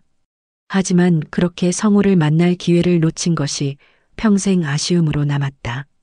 그 후로도 인터넷 검색이나 다른 방법으로 성호를 찾으려 노력했지만 쉽지 않았다. 대신 김철수는 마음속으로 성호에게 늘 고마워했다. 대한건설에 입사한 후에도 힘든 일이 있을 때마다 20년 전 그날을 떠올렸다. 절망에서 희망으로 바뀌는 순간을, 그리고 따뜻한 말을 건네준 그 젊은이의 모습을 기억했다. 김정민은 아버지가 평생 성호의 명함을 지갑에 넣고 다니셨다고 말했다. 가끔 그 명함을 꺼내보시면서 언젠가는 꼭 만나서 감사 인사를 드리고 싶다고 하셨다. 그리고 자신들에게도 그런 사람이 되라고 늘 가르치셨다. 특히 김철수는 자신이 받은 은혜를 다른 사람들에게 베풀며 살았다. 회사에서 어려운 동료가 있으면 누구보다 먼저 도움의 손길을 내밀었다. 취업 준비생들에게는 자신의 경험을 전수해 주었다. 동네에서도 어려운 이웃들을 위해 봉사활동을 했다. 김정민은 아버지의 철학을 전했다. 20년 전 받은 3,500원의 도움이 단순히 돈의 문제가 아니었다고 하셨다. 그것은 절망에서 희망으로 바뀌는 전환점이었고, 한 사람의 따뜻한 마음이 또 다른 사람에게 전해지는 순간이었다. 그래서 자신도 평생 그런 마음으로 살아야 한다고 다짐하셨다. 성호는 김정민의 이야기를 들으며 20년 전 그날의 기억이 완전히 되살아났다. 강남터미널 대합실의 모습, 곤란해하는 가족의 모습, 그리고 자신이 느꼈던 안타까운 마음까지 모든 것이 선명하게 떠올랐다. 당시 성호에게는 정말 작은 일이었다. 송년회 후 기분 좋은 상태에서 어려운 사람을 도운 것뿐이었다. 하지만 그 작은 도움이 한 가족의 인생을 바꾸고 나아가 그들이 도운 수많은 사람들의 삶에까지 영향을 미쳤다는 것을 알게 되었다. 김정민은 아버지의 마지막 소원도 전했다. 돌아가시기 직전까지도 성호를 만나서 직접 감사 인사를 드리고 싶다고 하셨다. 그리고 만약 성호를 찾게 되면 가족처럼 모시라고 당부하셨다. 20년 전 받은 은혜를 절대 잊어서는 안 된다고 하시면서 모란공원 휴게소에서 해가 서쪽으로 기울어가고 있었다. 성호는 김철수 씨의 묘지 쪽을 바라보며 깊은 감동에 잠겼다. 자신이 무심코 한 작은 일이 한 사람의 평생에 걸쳐 이렇게 큰 의미로 남아 있었다는 것이 믿기지 않았다. 동시에 김철수 씨가 그 은혜를 잊지 않고 평생 다른 사람들에게 베풀며 살았다는 것에 더 큰 감동을 받았다. 이것이야말로 진정한 선순환이었다. 작은 친절이 더 큰 친절을 만들어내는 아름다운 고리였다. 성호는 마음속으로 김철수 씨에게 말했다. 이제야 그날의 의미를 완전히 이해하게 되었다고, 그리고 김철수 씨가 보여주신 것처럼 자신도 받은 것보다 더 많이 베풀며 살겠다고 약속했다. 2024년 10월 19일 오후 4시 모란공원 휴게소에서의 대화가 마무리되자 김정민은 성우에게 또 다른 제안을 했다. 아버지의 마지막 소원이 하나 더 있다는 것이었다. 만약 성우를 찾게 되면 단순히 감사 인사만 드리는 것이 아니라 진짜 가족처럼 대접하라고 하셨다는 것이었다. 그래서 오늘 저녁은 꼭 함께 식사를 하고 싶다고 김정민이 간곡히 부탁했다. 성우는 이미 이틀 동안 충분히 신세를 졌다며 정중히 사양했다. 하지만 김정민과 가족들의 간절한 부탁을 뿌리치기 어려웠다. 특히 이순자 여사가 남편의 마지막 부탁이라며 눈시울을 붉히자 성우는 마음을 바꿀 수밖에 없었다. 김정민 가족은 성우를 마천동에 있는 자신들의 집으로 모셨다. 지하철 5호선과 8호선을 갈아타고 마천역에서 내린 후 도보로 10분 거리에 있는 아파트 단지였다. 1990년대에 지어진 오래된 아파트였지만 단지 관리가 잘 되어 있어서 깔끔한 느낌이었다. 아파트 단지 입구에서부터 김철수 씨가 살았던 흔적들을 볼 수 있었다. 경비실 아저씨가 성우를 반갑게 맞아주었다. 김철수 씨가 생전에 성우에 대해 자주 이야기했다며 드디어 그분을 만나 뵙게 되어 반갑다고 했다. 아파트 주민들 사이에서도 김철수 씨의 은인 이야기는 꽤 유명했던 모양이었다. 엘리베이터를 타고 12층에 올라가 1202호에 도착했다. 현관문을 열자 따뜻한 집 냄새가 났다. 25평 정도의 아담한 아파트였지만 깔끔하게 정리되어 있었다. 거실 벽면에는 가족 사진들이 가득 걸려 있었고 김철수 씨의 생전 모습을 담은 사진들도 많이 보였다. 성우의 시선을 특별히 끈 것은 김철수 씨가 직접 만든 작은 서재였다. 거실 한쪽 코너에 책장과 책상을 놓고 꾸민 공간이었는데 건설 관련 서적들과 함께 성우의 명함을 액자에 넣어 보관한 것이 있었다.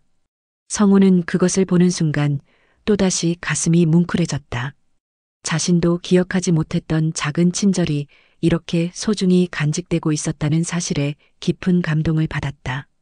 단순한 명함이 아니라 희망의 상징으로 여겨져 온 것이었다. 이순자 여사는 성우를 위해 정성껏 저녁을 준비했다. 김치찌개와 제육볶음 그리고 여러 가지 밑반찬들이 식탁에 올라왔다.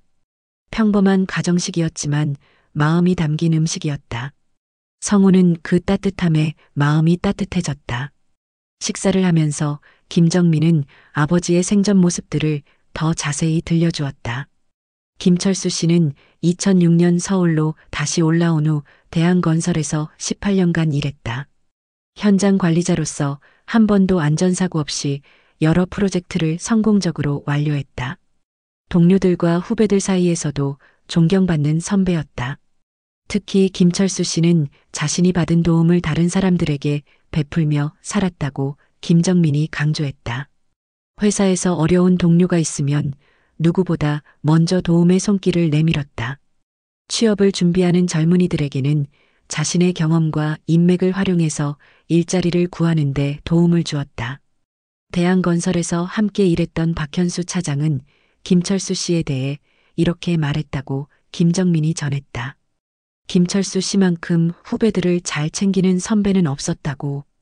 기술적인 부분은 물론이고 인생 상담까지 해주는 진정한 멘토였다고 했다. 퇴직 후에도 김철수 씨의 봉사 정신은 계속되었다. 마천동 일대에서 어려운 이웃들을 도우며 존경받는 어른이 되었다. 매년 김장철이 되면 독거노인들을 위해 김치를 담가서 나눠주었고 동네 아이들이 공부방에서 숙제하는 것을 도와주기도 했다. 또한 건설업 경험을 살려 주민들 집에 보수가 필요할 때면 기꺼이 도움을 주었다.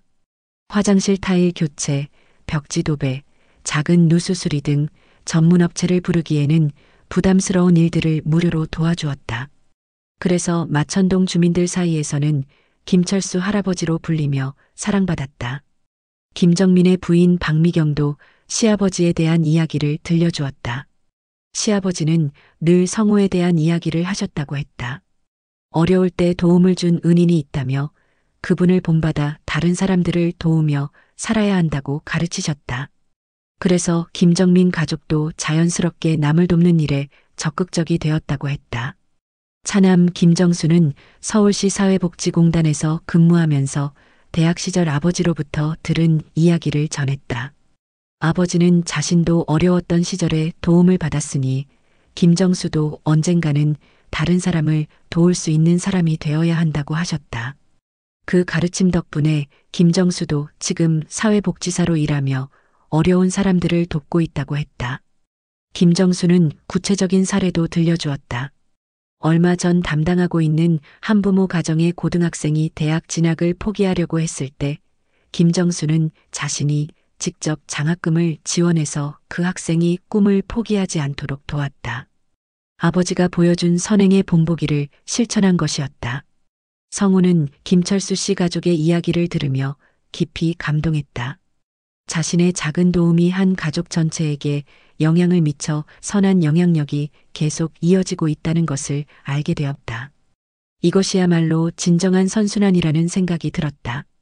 저녁 식사를 마친 후 이순자 여사는 성우에게 남편의 또 다른 유품을 보여주었다. 김철수 씨가 직접 쓴 일기장이었다. 2006년 서울로 다시 올라온 후부터 작년까지 18년간 꾸준히 써온 일기였다. 일기장을 펼쳐보니 성우에 대한 고마움이 여러 번 기록되어 있었다. 특히 힘든 일이 있을 때마다 20년 전 그날을 떠올리며 용기를 얻었다는 내용이 적혀 있었다. 오늘도 어려운 일이 있었지만 20년 전 그 젊은 분의 따뜻한 마음을 생각하며 힘을 냈다는 식의 내용들이었다. 일기장의 마지막 부분, 2024년 초에 쓴 내용에는 성우에게 전하고 싶은 메시지가 적혀 있었다. 언젠가 꼭 만나서 감사 인사를 드리고 싶습니다. 그리고 제가 받은 도움을 다른 사람들에게 전하며 살아가고 있다는 것을 말씀드리고 싶습니다. 작은 친절이 얼마나 큰 힘이 되는지 알려주신 은인께 진심으로 감사드립니다. 성우는 그 글을 읽고 눈시울이 뜨거워졌다. 자신이 무심코 한 작은 일이 한 사람의 평생에 걸쳐 이렇게 큰 의미로 남아 있었다는 것이 믿기지 않았다. 동시에 김철수 씨가 그 은혜를 잊지 않고 다른 사람들에게 베풀며 살았다는 것에 더 큰 감동을 받았다. 이순자 여사는 성우에게 한 가지 더 보여주고 싶은 것이 있다고 했다. 남편이 평소 성우를 위해 준비해둔 것이 있다고 했다. 그것은 김철수 씨가 직접 쓴 편지였다. 만약 성우를 만나게 되면 전해드리라고 부탁했던 편지였다. 편지 봉투에는 평생의 은인 박성호님께라고 정성스럽게 적혀 있었다. 성우는 떨리는 마음으로 편지를 열어보았다. 정성스러운 손글씨로 쓰인 편지 내용은 다음과 같았다. 존경하는 박성호님께 20년이라는 긴 세월이 흘렀지만 저는 한순간도 님의 은혜를 잊은 적이 없습니다. 2004년 12월 23일 강남터미널에서 절망에 빠진 저희 가족에게 베풀어 주신 따뜻한 마음을 평생 가슴에 새기고 살았습니다. 님께서 건네주신 5,000원과 명함은 단순한 돈과 종이가 아니었습니다. 그것은 희망이었고 다시 일어설 수 있는 용기였습니다. 그리고 다른 사람을 도우며 살아야 한다는 인생의 교훈이었습니다. 저는 님의 도움 덕분에 안동에서 2년간 힘을 기르고 다시 서울로 올라와 성공할 수 있었습니다.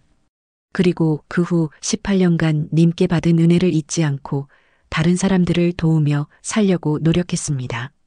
제가 도운 사람들에게는 항상 이런 이야기를 해주었습니다. 저도 어려울 때 한 분의 도움을 받았고 그 도움이 제 인생을 바꾸었다고. 그래서 받은 것을 다시 베푸는 것이 사람의 도리라고 말입니다. 님을 직접 만나서 이 말씀을 드리고 싶었지만 끝내 찾지 못했습니다. 하지만 언젠가는 반드시 만날 수 있을 것이라는 희망을 포기하지 않았습니다. 이 편지를 읽고 계신다면 그 희망이 이루어진 것입니다. 님께 드리고 싶은 말이 너무나 많지만 지면 관계상 간단히 정리하겠습니다. 첫째, 진심으로 감사드립니다. 둘째, 님 덕분에 저는 더 나은 사람이 될 수 있었습니다. 셋째, 제가 받은 은혜를 다른 사람들에게 전하며 살았습니다. 마지막으로 이 세상에는 님처럼 따뜻한 마음을 가진 분들이 많다는 것을 믿습니다. 그리고 그런 작은 친절들이 모여서 세상을 더 따뜻하게 만든다고 믿습니다. 님은 제게 그것을 가르쳐 주신 선생님입니다. 다시 한번 깊이 감사드리며 님의 앞날에 항상 행복과 건강이 함께하기를 진심으로 기원합니다. 김철수 올림. 성우는 편지를 다 읽고 한참 동안 말을 하지 못했다. 김철수 씨의 진심이 고스란히 전해져 와서 가슴이 벅찼다. 자신이 한 작은 일이 이렇게 큰 의미로 받아들여졌다는 것이 놀라웠고 동시에 그 은혜를 평생 잊지 않고 다른 사람들에게 전하며 살아온 김철수 씨의 마음이 감동적이었다. 이순자 여사는 성우의 모습을 지켜보며 눈물을 흘렸다. 남편이 그렇게 만나고 싶어 했던 분이 이렇게 편지를 읽어주고 계시는 모습이 감동적이었다. 마치 남편이 직접 성우에게 인사를 드리는 것 같은 기분이었다. 밤 10시가 되어서야 성우는 김정민 집을 떠날 수 있었다. 가족들은 성우를 마천역까지 배웅해 주었다. 헤어지기 전 김정민은 아버지가 가장 바라던 일이 이루어져서 마음이 편하다고 말했다. 그리고 성우를 이제 진짜 가족으로 생각하겠다고 했다. 김정수도 형의 말에 동의하며 앞으로 자주 만나서 아버지 이야기도 나누고 서로 도우며 지내자고 제안했다. 이순자 여사는 성우의 손을 꼭 잡고 남편 대신해서 평생 고마워하겠다고 인사를 전했다. 집으로 돌아가는 지하철 안에서 성우는 지난 이틀간의 일들을 되돌아봤다. 우연히 받은 전화 한 통으로 시작된 일이었지만 그 결과는 상상을 초월했다. 20년 전 자신의 작은 선행이 이렇게 큰 감동으로 돌아올 줄은 꿈에도 생각하지 못했다. 성우는 앞으로 더욱 적극적으로 선행을 실천하며 살아야겠다고 다짐했다. 김철수 씨가 보여준 것처럼 받은 은혜를 잊지 않고 다른 사람들에게 베풀며 살아야겠다고 생각했다. 그것이 김철수 씨에 대한 진정한 보답일 것이었다. 장례를 마친 지 3일이 지난 2024년 10월 22일 화요일, 성우는 회사에서 또 다른 뜻밖의 전화를 받았다. 이번에는 김정민이 아닌 변호사 사무실에서 걸려온 전화였다. 강남구에 위치한 김앤이 법률사무소의 김재현 변호사였다. 김철수 씨의 유언장 집행을 담당하고 있다며 내일 오후에 사무실로 와달라는 요청이었다. 성우는 고개를 갸우뚱했다.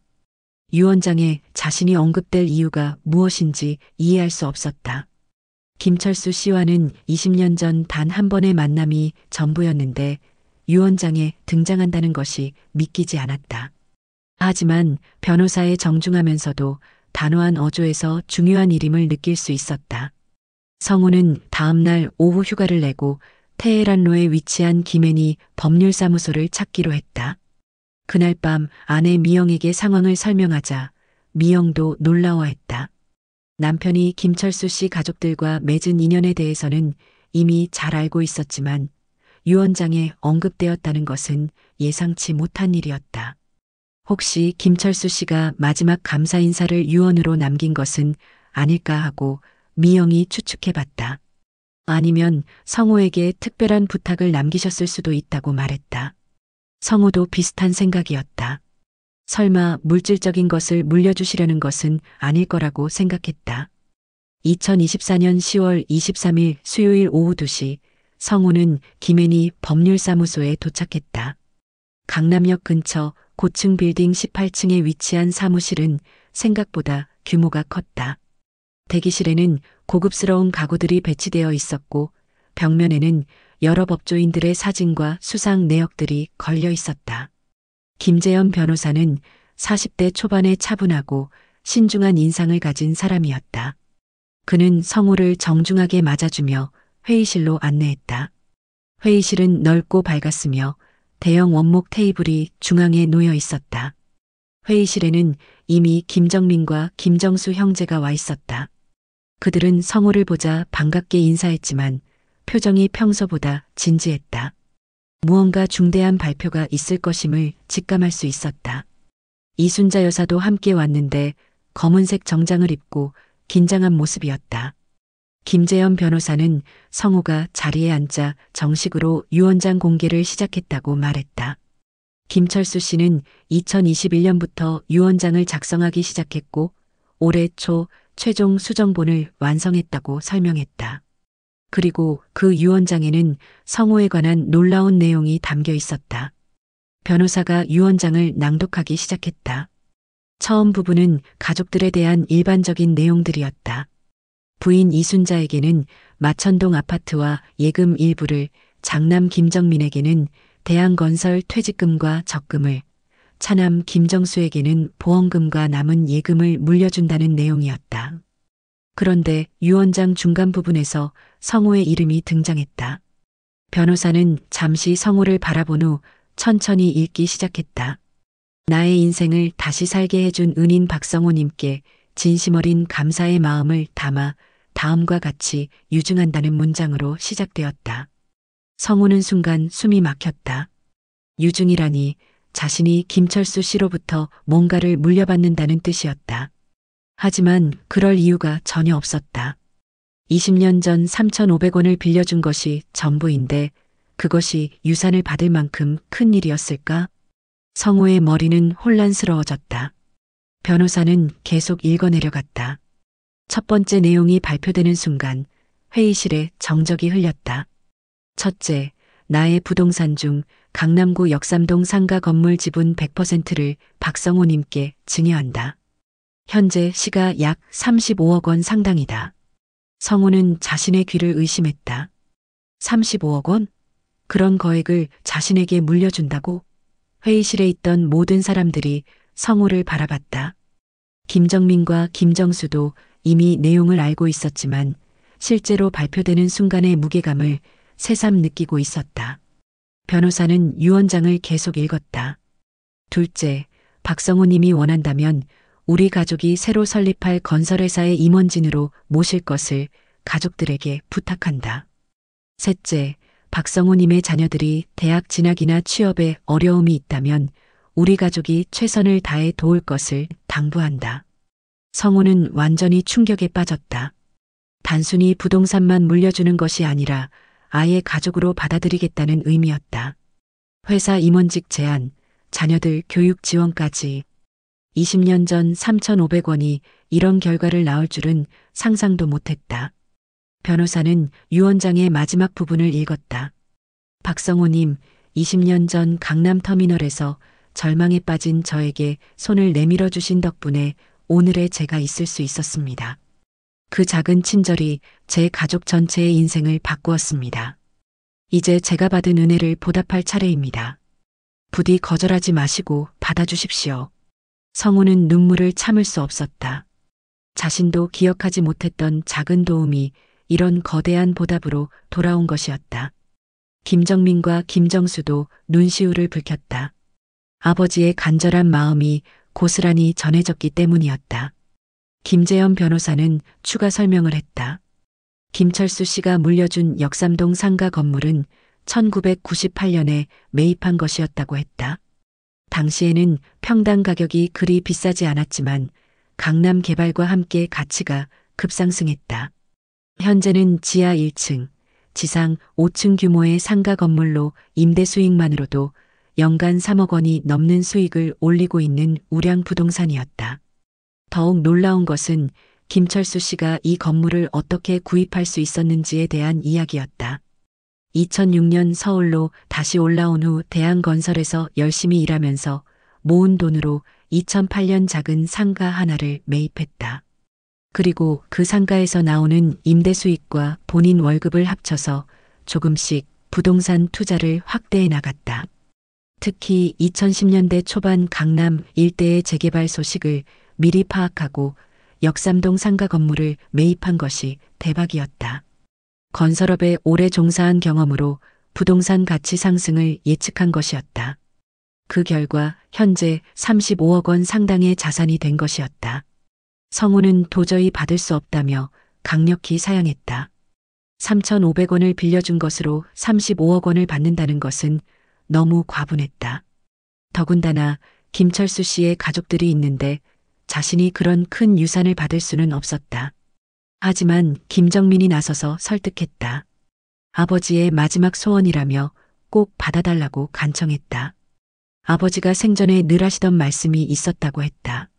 성우의 도움이 없었다면 자신은 안동에서 절망에 빠진 채 살았을 것이라고, 서울에 다시 올라와 성공할 수 없었을 것이라고 하셨다는 것이었다. 김정수도 아버지의 뜻을 전했다. 사실 아버지는 상가 건물 외에도 상당한 현금 자산을 남겼다고 했다. 가족들이 받을 몫도 충분히 있으니 걱정하지 말라고 했다. 오히려 아버지의 뜻을 거역하는 것이 가족들에게는 더 괴로운 일이라고 설명했다. 이순자 여사도 성우의 손을 잡고 간곡히 부탁했다. 남편이 20년간 품어온 꿈이 바로 이것이었다며 성우가 거절한다면 남편이 하늘에서 얼마나 속상해 하실지 모른다고 말했다. 그리고 자신들에게도 충분한 유산이 있으니 마음 편히 받아달라고 했다. 변호사는 법적 절차에 대해 설명했다. 유언장이 유효하고 상속인들이 모두 동의하고 있으니 절차는 복잡하지 않을 것이라고 했다. 다만 부동산 이전에 따른 증여세 문제는 별도로 세무 상담을 받아야 한다고 조언했다. 35억 원 상당의 부동산이니만큼 세금도 상당할 것이라고 했다. 성우는 한참을 고민한 끝에 조건부로 김철수 씨의 뜻을 받아들이기로 했다. 하지만 몇 가지 조건을 달았다. 첫째, 이 재산으로 김철수 씨처럼 어려운 사람들을 돕는 일을 하겠다고 약속했다. 둘째, 김철수 씨의 이름을 기리는 사회공헌 활동을 하겠다고 했다. 셋째, 가족들과 함께 이런 일들을 진행하고 싶다고 제안했다. 김철수 씨의 뜻을 온전히 이어받으려면 가족들의 도움이 필요하다고 생각했기 때문이었다. 그것이 김철수 씨의 진정한 바람일 것이라고 생각했다.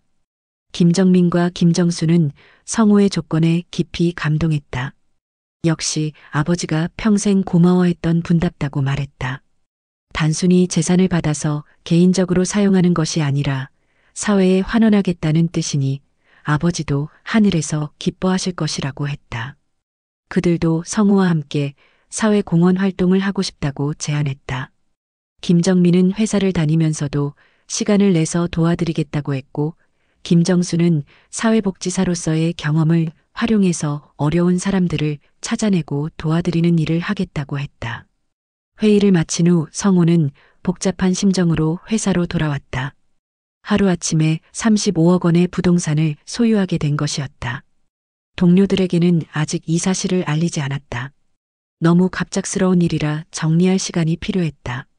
그날 저녁 천호동 집에서 아내와 아이들에게 상황을 설명했다. 미영도 처음에는 믿기 어렵다는 표정을 지었다. 하지만 김철수 씨의 깊은 뜻을 이해하고 남편의 결정을 지지했다. 대학생 아들 준혁과 고등학생 딸 은지도 아버지를 자랑스러워했다. 준혁은 아버지의 작은 선행이 이런 결과로 돌아온다는 것이 신기하다고 말했다.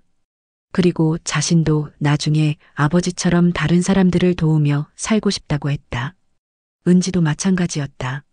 아버지의 이야기를 들으며 선행의 중요성을 깨달았다고 했다.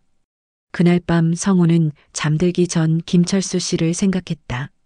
20년 전 강남터미널에서 절망에 빠져있던 그 사람이 이런 성공을 이루고 그 결실을 자신과 나누려 했다는 것이 감동적이었다. 동시에 큰 책임감도 느꼈다. 이제 자신도 김철수 씨처럼 다른 사람들을 도우며 살아야 한다는 생각이 들었다. 받은 은혜를 사회에 환원하는 것, 그것이 김철수 씨가 진정 바라던 일일 것이다. 성우는 그 책임감을 가슴에 품고 잠들었다. 다음 날부터 성우는 사회공헌 활동을 위한 구체적인 계획을 세우기 시작했다. 우선 세무 상담을 받아서 증여세 문제를 해결하고 그 다음에는 김철수 씨의 이름을 딴 장학재단이나 사회복지단체 설립을 검토해 보기로 했다. 김철수 씨가 보여준 선행의 고리가 이제 더 큰 규모로 확산될 준비를 하고 있었다. 3,500원으로 시작된 기적이 35억 원의 사회공헌으로 발전하는 순간이었다. 2024년 11월 1일 성우는 회사에서 조기 퇴근을 하고 천호동 집으로 향했다. 오늘은 가족들과 함께 앞으로의 계획을 세우는 중요한 날이었다. 김철수 씨로부터 물려받게 될 35억 원 상당의 부동산을 어떻게 활용할지 진지하게 논의해야 했다. 지난 일주일간 성호는 바쁜 시간을 보냈다. 세무사와 상담을 받아 증여세 문제를 해결했고 부동산 등기 이전 절차도 진행했다. 증여세만 해도 10억 원이 넘는 큰 금액이었지만 김정민 가족이 일부를 지원해주겠다고 나서서 부담을 줄일 수 있었다. 거실 소파에 모인 성우 가족은 지난 2주간의 놀라운 변화에 대해 이야기를 나누었다. 아내 미영은 남편이 20년 전에 한 작은 선행이 이런 결과로 돌아온 것에 대해 여전히 믿기 어렵다는 표정이었다. 하지만 김철수 씨 가족을 만나면서 그 진심을 확인할 수 있었다고 말했다. 대학생 아들 준혁은 아버지의 이야기를 들으며 큰 감명을 받았다고 했다. 연세대 경영학과에서 배우는 여러 경영 사례들보다 훨씬 인상적인 인생 교훈이었다고 말했다. 그리고 자신도 앞으로 아버지처럼 다른 사람들을 도우며 살고 싶다고 다짐했다. 고등학생 딸 은지도 마찬가지였다. 친구들에게 아버지 이야기를 했더니 모두 감동받았다고 전했다. 특히 작은 친절이 이렇게 큰 변화를 만들어낼 수 있다는 것을 깨달았다며 자신도 일상에서 더 많은 선행을 실천하겠다고 약속했다. 성우는 가족들에게 김철수 씨의 유언장 내용을 다시 한번 설명했다. 단순히 재산만 물려준 것이 아니라 자녀들의 교육과 미래까지 책임지겠다는 내용이 담겨 있었다. 이것은 물질적 보상을 넘어서는 진정한 가족으로서의 대우였다. 준혁은 김철수 할아버지의 배려에 깊이 감사한다면서도 자신은 그런 도움 없이도 스스로 길을 개척해 나가고 싶다고 말했다. 대신 할아버지의 뜻을 받들어 어려운 후배들을 도와주는 일을 하고 싶다고 했다. 은지도 마찬가지 생각이라며 형의 의견에 동의했다. 미영은 남편에게 구체적인 계획을 물어봤다. 35억 원이라는 큰 자산을 어떻게 사회를 위해 활용할 것인지, 그리고 김철수 씨의 뜻을 어떻게 기릴 것인지에 대한 방안을 듣고 싶다고 했다. 성우는 이미 며칠간 고민해온 계획을 가족들에게 설명했다. 우선 김철수 씨로부터 물려받을 역삼동 상가 건물은 그대로 유지하면서 연간 3억 원 정도의 임대 수익을 사회공헌 사업에 활용하겠다고 했다. 임대 수익의 일부는 가족 생활비로 사용하되 대부분은 어려운 사람들을 돕는 데 쓰겠다고 했다.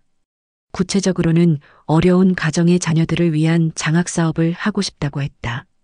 김철수 씨가 젊은 시절 겪었던 어려움을 다른 사람들은 겪지 않았으면 하는 바람에서였다. 또한 창업을 준비하는 청년들에게 자금을 지원하는 사업도 고려하고 있다고 했다. 무엇보다 중요한 것은 김철수 씨의 이름을 기리는 것이었다. 성우는 김철수, 박성우 희망재단이라는 이름으로 비영리재단을 설립하고 싶다고 말했다. 김철수 씨의 선행 정신을 계승하고 작은 도움이 큰 변화를 만들어낼 수 있다는 메시지를 전파하고 싶다는 것이었다. 가족들은 성우의 계획에 전적으로 동의했다.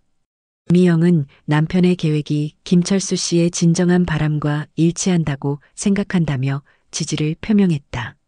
아이들도 부모의 결정을 자랑스러워하며 자신들도 할 수 있는 일들을 찾아서 도와드리겠다고 약속했다. 며칠 후 성우는 김정민과 김정수 형제를 만나 구체적인 실행 계획을 논의했다. 장소는 마천동에 있는 김정민의 집이었다. 이순자 여사도 함께 자리했다. 모두들 성우의 계획을 듣고 깊이 감동받았다. 김정민은 아버지의 이름이 들어간 재단 설립 계획을 듣고 눈시울을 붉혔다. 아버지가 그렇게 바라던 일이 이루어진다며 진심으로 고마워했다. 그리고 자신도 재단 설립과 운영에 적극적으로 참여하겠다고 약속했다. 김정수도 마찬가지였다. 사회복지사로서의 경험을 활용해서 정말 도움이 필요한 사람들을 찾아내고 지원하는 일을 담당하겠다고 제안했다. 특히 한부모 가정이나 조성가정의 자녀들을 위한 장학사업에 관심이 많다고 했다. 이순자 여사는 성우의 손을 잡고 한참 동안 고마움을 표현했다.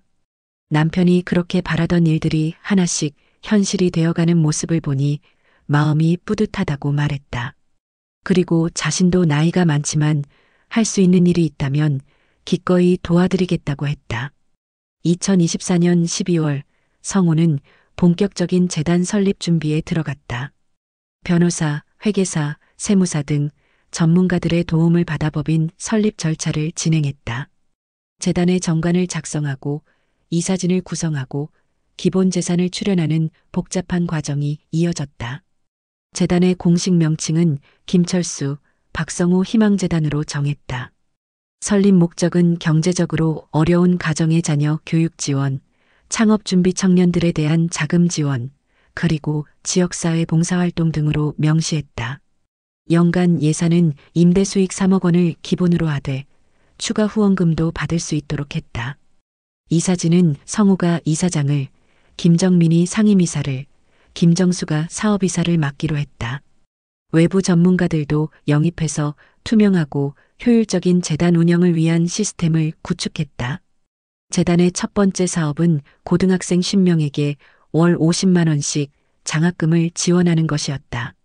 단순한 금전 지원에 그치지 않고 진로 상담, 멘토링, 대학 진학 지도까지 포함하는 종합적인 교육 지원 프로그램이었다. 2025년 1월 재단 설립이 완료되고 본격적인 활동을 시작했다. 재단 사무실은 성우가 물려받은 역삼동 상가 건물 3층에 마련했다. 3,500원에서 시작된 기적이라는 문구를 사무실 입구에 걸어두었다. 방문하는 모든 사람들이 작은 선행의 위력을 느낄 수 있도록 하기 위해서였다. 첫 번째 장학생 선발에는 예상보다 많은 지원자가 몰렸다. 전국에서 500명이 넘는 학생들이 지원했는데 모두 어려운 환경에서도 꿈을 포기하지 않는 학생들이었다. 선발 과정에서 성우는 20년 전 김철수 씨의 절박했던 상황을 자주 떠올렸다.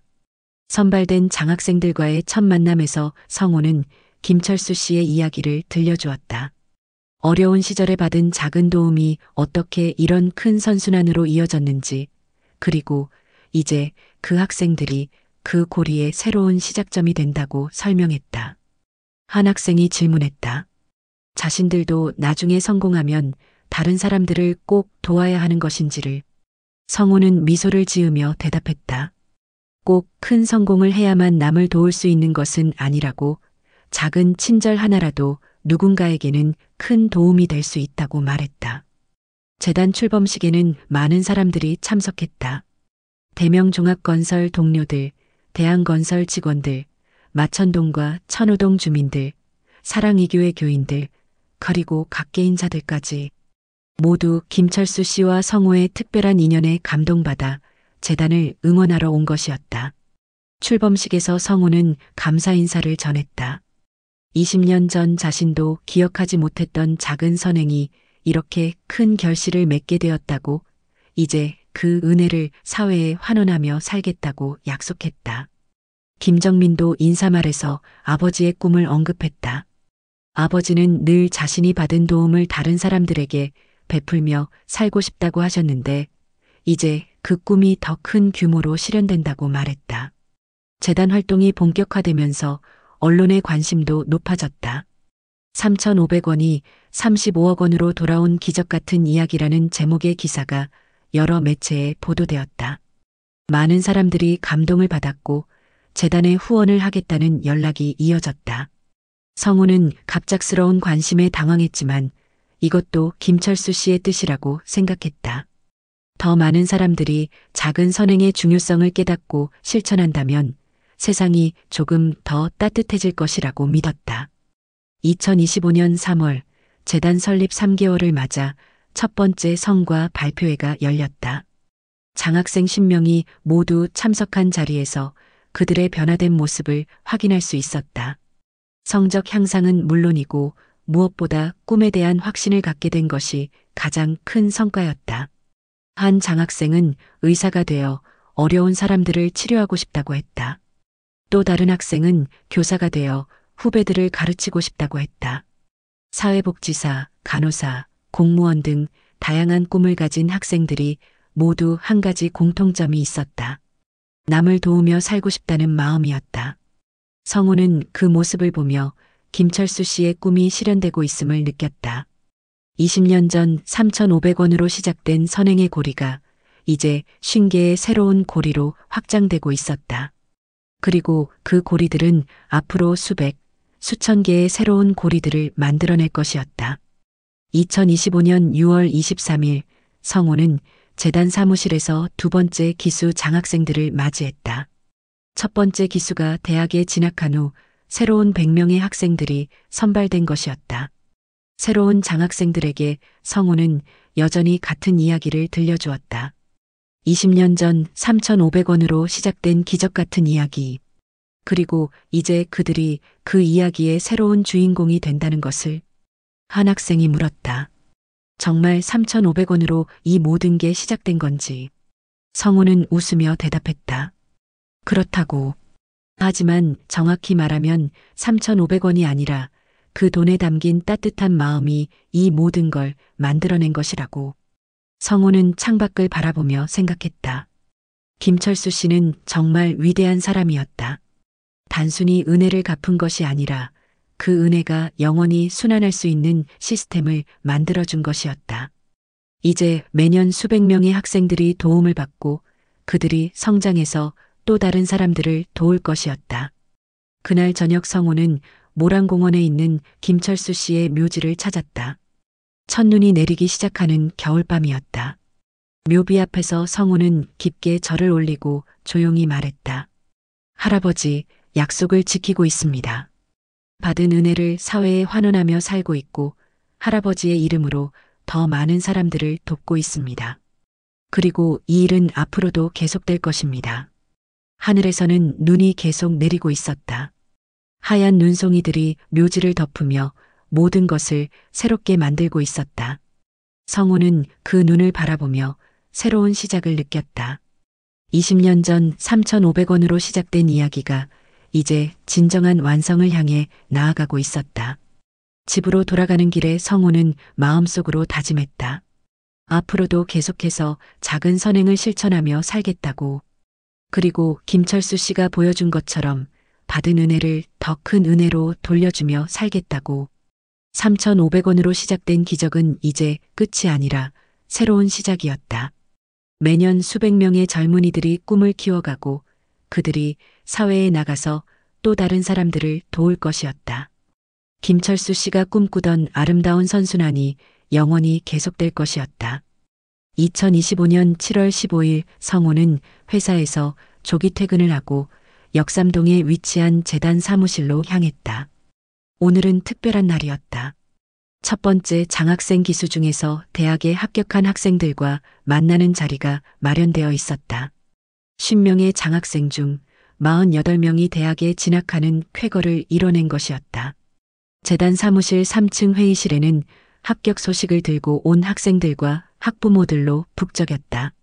성호는 한 명 한 명과 악수를 나누며 축하 인사를 전했다.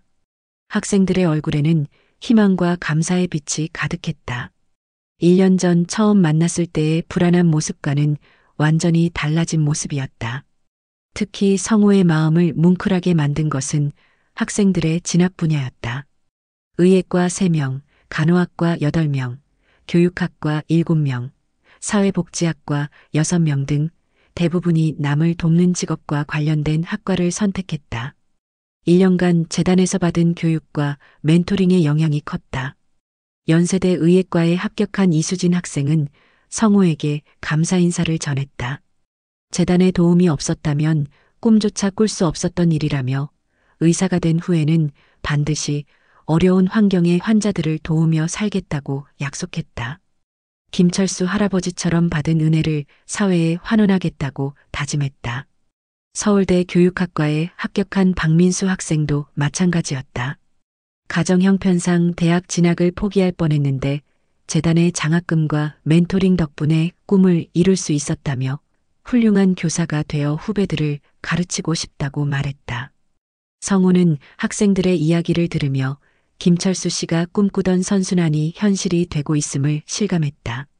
20년 전 받은 작은 도움이 이제 48명의 젊은이들의 인생을 바꾸고 그들이 앞으로 수많은 사람들을 도울 밑거름이 되고 있었다. 축하 행사가 끝난 후 성호는 김정민과 함께 마천동에 있는 이순자 여사를 찾아갔다. 좋은 소식을 함께 나누고 싶었기 때문이었다. 72세가 된 이순자 여사는 여전히 정정했지만 남편이 그리운 날들이 많아졌다고 말했다. 이순자 여사는 장학생들의 대학 합격 소식을 듣고 눈물을 흘렸다. 남편이 하늘에서 얼마나 기뻐하고 계실지 모른다며 성우와 재단에 거듭 감사 인사를 전했다. 그리고 한 가지 부탁이 있다고 말했다. 남편의 일주기가 다가오는데 그때 특별한 추도식을 열고 싶다는 것이었다. 단순히 가족들만의 추도가 아니라 재단 장학생들과 후원자들, 그리고 생전에 남편이 도왔던 사람들까지 함께하는 의미 있는 자리를 만들고 싶다고 했다. 성우는 이순자 여사의 제안에 적극 동의했다. 김철수 씨의 선행 정신을 기리고 더 많은 사람들에게 선행의 중요성을 알리는 좋은 기회가 될 것 같았다. 김정민과 김정수도 어머니의 뜻에 찬성했다. 김철수 씨 일주기 추도식이 모란공원에서 성대하게 열렸다. 재단 장학생들 100명, 후원자들, 대한건설 동료들, 마천동 주민들, 사랑이교회 교인들까지 총 300여 명이 참석했다. 1년 전 장례식보다 훨씬 많은 사람들이 김철수 씨를 기리기 위해 모인 것이었다. 추도식에서 성우는 추도사를 읽었다. 김철수 씨와의 만남부터 재단 설립까지의 과정을 차근차근 설명하며 한 사람의 선행이 얼마나 많은 사람들에게 희망을 줄 수 있는지를 간조했다. 그리고 김철수 씨의 정신을 이어받아 계속해서 선행의 고리를 확산시켜 나가겠다고 다짐했다. 재단 일기 장학생 대표인 이수진 학생도 감사 인사를 전했다. 김철수 할아버지 덕분에 자신들이 꿈을 이룰 수 있게 되었고 이제 그 꿈을 이용해 다른 사람들을 돕겠다고 약속했다. 의대에서 열심히 공부해서 훌륭한 의사가 되어 사회에 기여하겠다고 말했다. 추도식 후 성우는 혼자서 김철수 씨의 묘지에 남아 조용한 시간을 가졌다. 1년 전 이맘때 처음 이곳에 왔던 기억이 생생했다. 그때는 김철수 씨가 누구인지도 제대로 기억나지 않던 상태였는데 이제는 인생에서 가장 소중한 인연 중 하나가 되어 있었다. 성우는 김철수 씨에게 지난 1년간의 소식을 전했다. 재단이 성공적으로 운영되고 있다는 것, 장학생들이 모두 훌륭하게 성장하고 있다는 것, 그리고 앞으로도 계속해서 더 많은 사람들을 도울 예정이라는 것을. 가을바람이 불어와 낙엽들이 흩날렸다. 성우는 그 바람 속에서 김철수 씨의 음성을 듣는 것 같았다. 고맙다는 인사와 함께 앞으로도 계속 잘 부탁한다는 당부의 말씀 같았다. 성우는 또 다른 중요한 결정을 내렸다. 대명종합건설에서 명예퇴직을 하고 재단 운영에 전념하기로 한 것이었다. 20년간 충실히 다닌 직장이었지만 이제는 더 큰 사명감을 느끼는 일에 집중하고 싶었다. 회사 동료들은 성우의 결정을 아쉬워하면서도 응원해 주었다. 특히 함께 일했던 선후배들은 성우의 선행이 이런 큰 결실을 맺은 것에 대해 감동받았다며 자신들도 앞으로 더 많은 선행을 실천하겠다고 다짐했다. 성우의 명예퇴직 소식을 들은 재단 장학생들과 후원자들은 더욱 큰 관심과 지지를 보내왔다. 성우가 안정적인 직장을 포기하고 재단에 전념한다는 것은 그만큼 큰 결의와 헌신을 의미하는 것이었다. 재단 전임 이사장이 된 성우는 더욱 적극적인 사업 확장을 추진했다. 장학생 규모를 연간 200명으로 늘리고 창업 지원 프로그램도 새롭게 시작했다. 또한 지방 소외 지역의 학생들을 위한 원격 교육 프로그램도 도입했다. 특히 성우가 중점을 둔 것은 선행 교육이었다. 장학생들에게 단순히 경제적 지원만 하는 것이 아니라 김철수 씨의 이야기를 통해 선행의 중요성을 가르치는 프로그램이었다. 작은 친절이 얼마나 큰 변화를 만들어낼 수 있는지를 체험하게 하는 것이 목표였다. 재단 설립 1주년을 맞아 특별한 행사가 열렸다. 지금까지 지원받은 장학생들이 모두 모이는 대규모 행사였다. 총 400여 명의 학생들과 학부모들, 그리고 후원자들까지 합쳐 1000명이 넘는 사람들이 참석했다. 행사에서 가장 감동적인 순간은 일기 장학생들의 근황 발표였다. 이미 대학 3학년이 된 그들은 각자의 전공 분야에서 뛰어난 성과를 내고 있었다. 더 중요한 것은 그들 모두가 재단의 정신을 이어받아 후배들을 도우는 활동을 하고 있다는 것이었다. 의예과 3학년인 이수진 학생은 의료봉사 동아리를 만들어 소외 지역 의료봉사를 다니고 있다고 발표했다. 교육학과 박민수 학생은 중고등학생들을 위한 무료 과외 프로그램을 운영하고 있다고 했다. 모든 학생들이 받은 도움을 다시 베풀며 살고 있었다. 성우는 그 모습을 보며 가슴이 벅찼다. 김철수 씨가 꿈꾸던 선순환이 완전히 실현되고 있었다. 이제 400명의 젊은이들이 각자의 자리에서 또 다른 사람들을 도우며 살아가고 있었다. 행사가 끝난 후 성우는 김정민, 김정수 형제와 함께 조용한 시간을 가졌다. 지난 3년간의 성과를 돌아보며 앞으로의 계획을 논의했다. 재단은 이제 안정적인 궤도에 올라섰고 더 많은 사람들을 도울 준비가 되어 있었다. 김정민은 성우에게 고마움을 표현했다. 아버지의 뜻을 이렇게 훌륭하게 실현해 주셔서 정말 감사하다며 가족들도 뿌듯해하고 있다고 전했다. 김정수도 마찬가지였다. 사회복지사로서 재단의 활동을 지켜보며 많은 보람을 느끼고 있다고 말했다. 그날 저녁 성우는 천호동 집에서 가족들과 함께 조용한 식사를 했다. 아내 미영은 남편이 3년 전과는 완전히 다른 사람이 되었다고 말했다. 더 확신에 차고 더 행복해 보이며 더 의미 있는 삶을 살고 있다는 것이었다. 대학 4학년이 된 아들 준혁은 졸업 후 재단에 합류해서 아버지를 돕고 싶다고 말했다. 경영학과에서 배운 지식을 활용해 재단 운영을 더욱 효율화하고 싶다고 했다. 대학생이 된 딸 은지도 사회복지학을 전공해서 나중에 재단에서 일하고 싶다고 했다. 성우는 가족들의 마음을 고맙게 생각하면서도 각자 자신의 길을 찾아가면 된다고 말했다.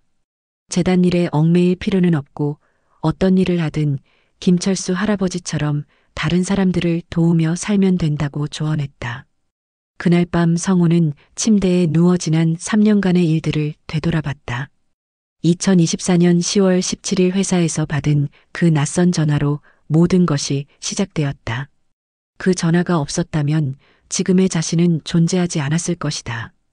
20년 전 강남터미널에서 건넨 3,500원. 당시에는 정말 작은 일이라고 생각했던 그 도움이 이렇게 큰 변화를 만들어낼 줄은 꿈에도 생각하지 못했다. 그리고 그 작은 도움을 평생 기억하며 감사해 했던 김철수 씨의 마음도 이제야 완전히 이해할 수 있었다. 성우는 마음속으로 김철수 씨에게 감사 인사를 전했다. 단순히 35억 원을 물려주신 것이 아니라 인생의 진정한 의미를 가르쳐 주신 것에 대해 감사하다고 말했다. 그리고 앞으로도 계속해서 그 가르침을 실천하며 살겠다고 다짐했다. 내일도 재단 사무실에 가서 장학생들을 만나고 새로운 지원 프로그램을 기획하고 더 많은 사람들을 도울 방법을 고민할 것이다. 그것이 김철수 씨가 바라던 삶이고 자신이 선택한 삶이었다. 3,500원으로 시작된 기적은 이제 수백 명의 젊은이들의 꿈으로 확산되었고 앞으로도 계속해서 더 많은 사람들에게 희망을 줄 것이었다. 김철수 씨가 심어준 선행의 씨앗이 이제 거대한 숲을 이루고 있었다. 2025 9월 15일 성우는 새벽 6시에 일어나 모란공원으로 향했다. 묘지에 도착한 성우는 김철수 씨의 묘비 앞에 무릎을 꿇고 깊게 절을 올렸다. 선선한 바람이 불었지만 마음은 따뜻했다.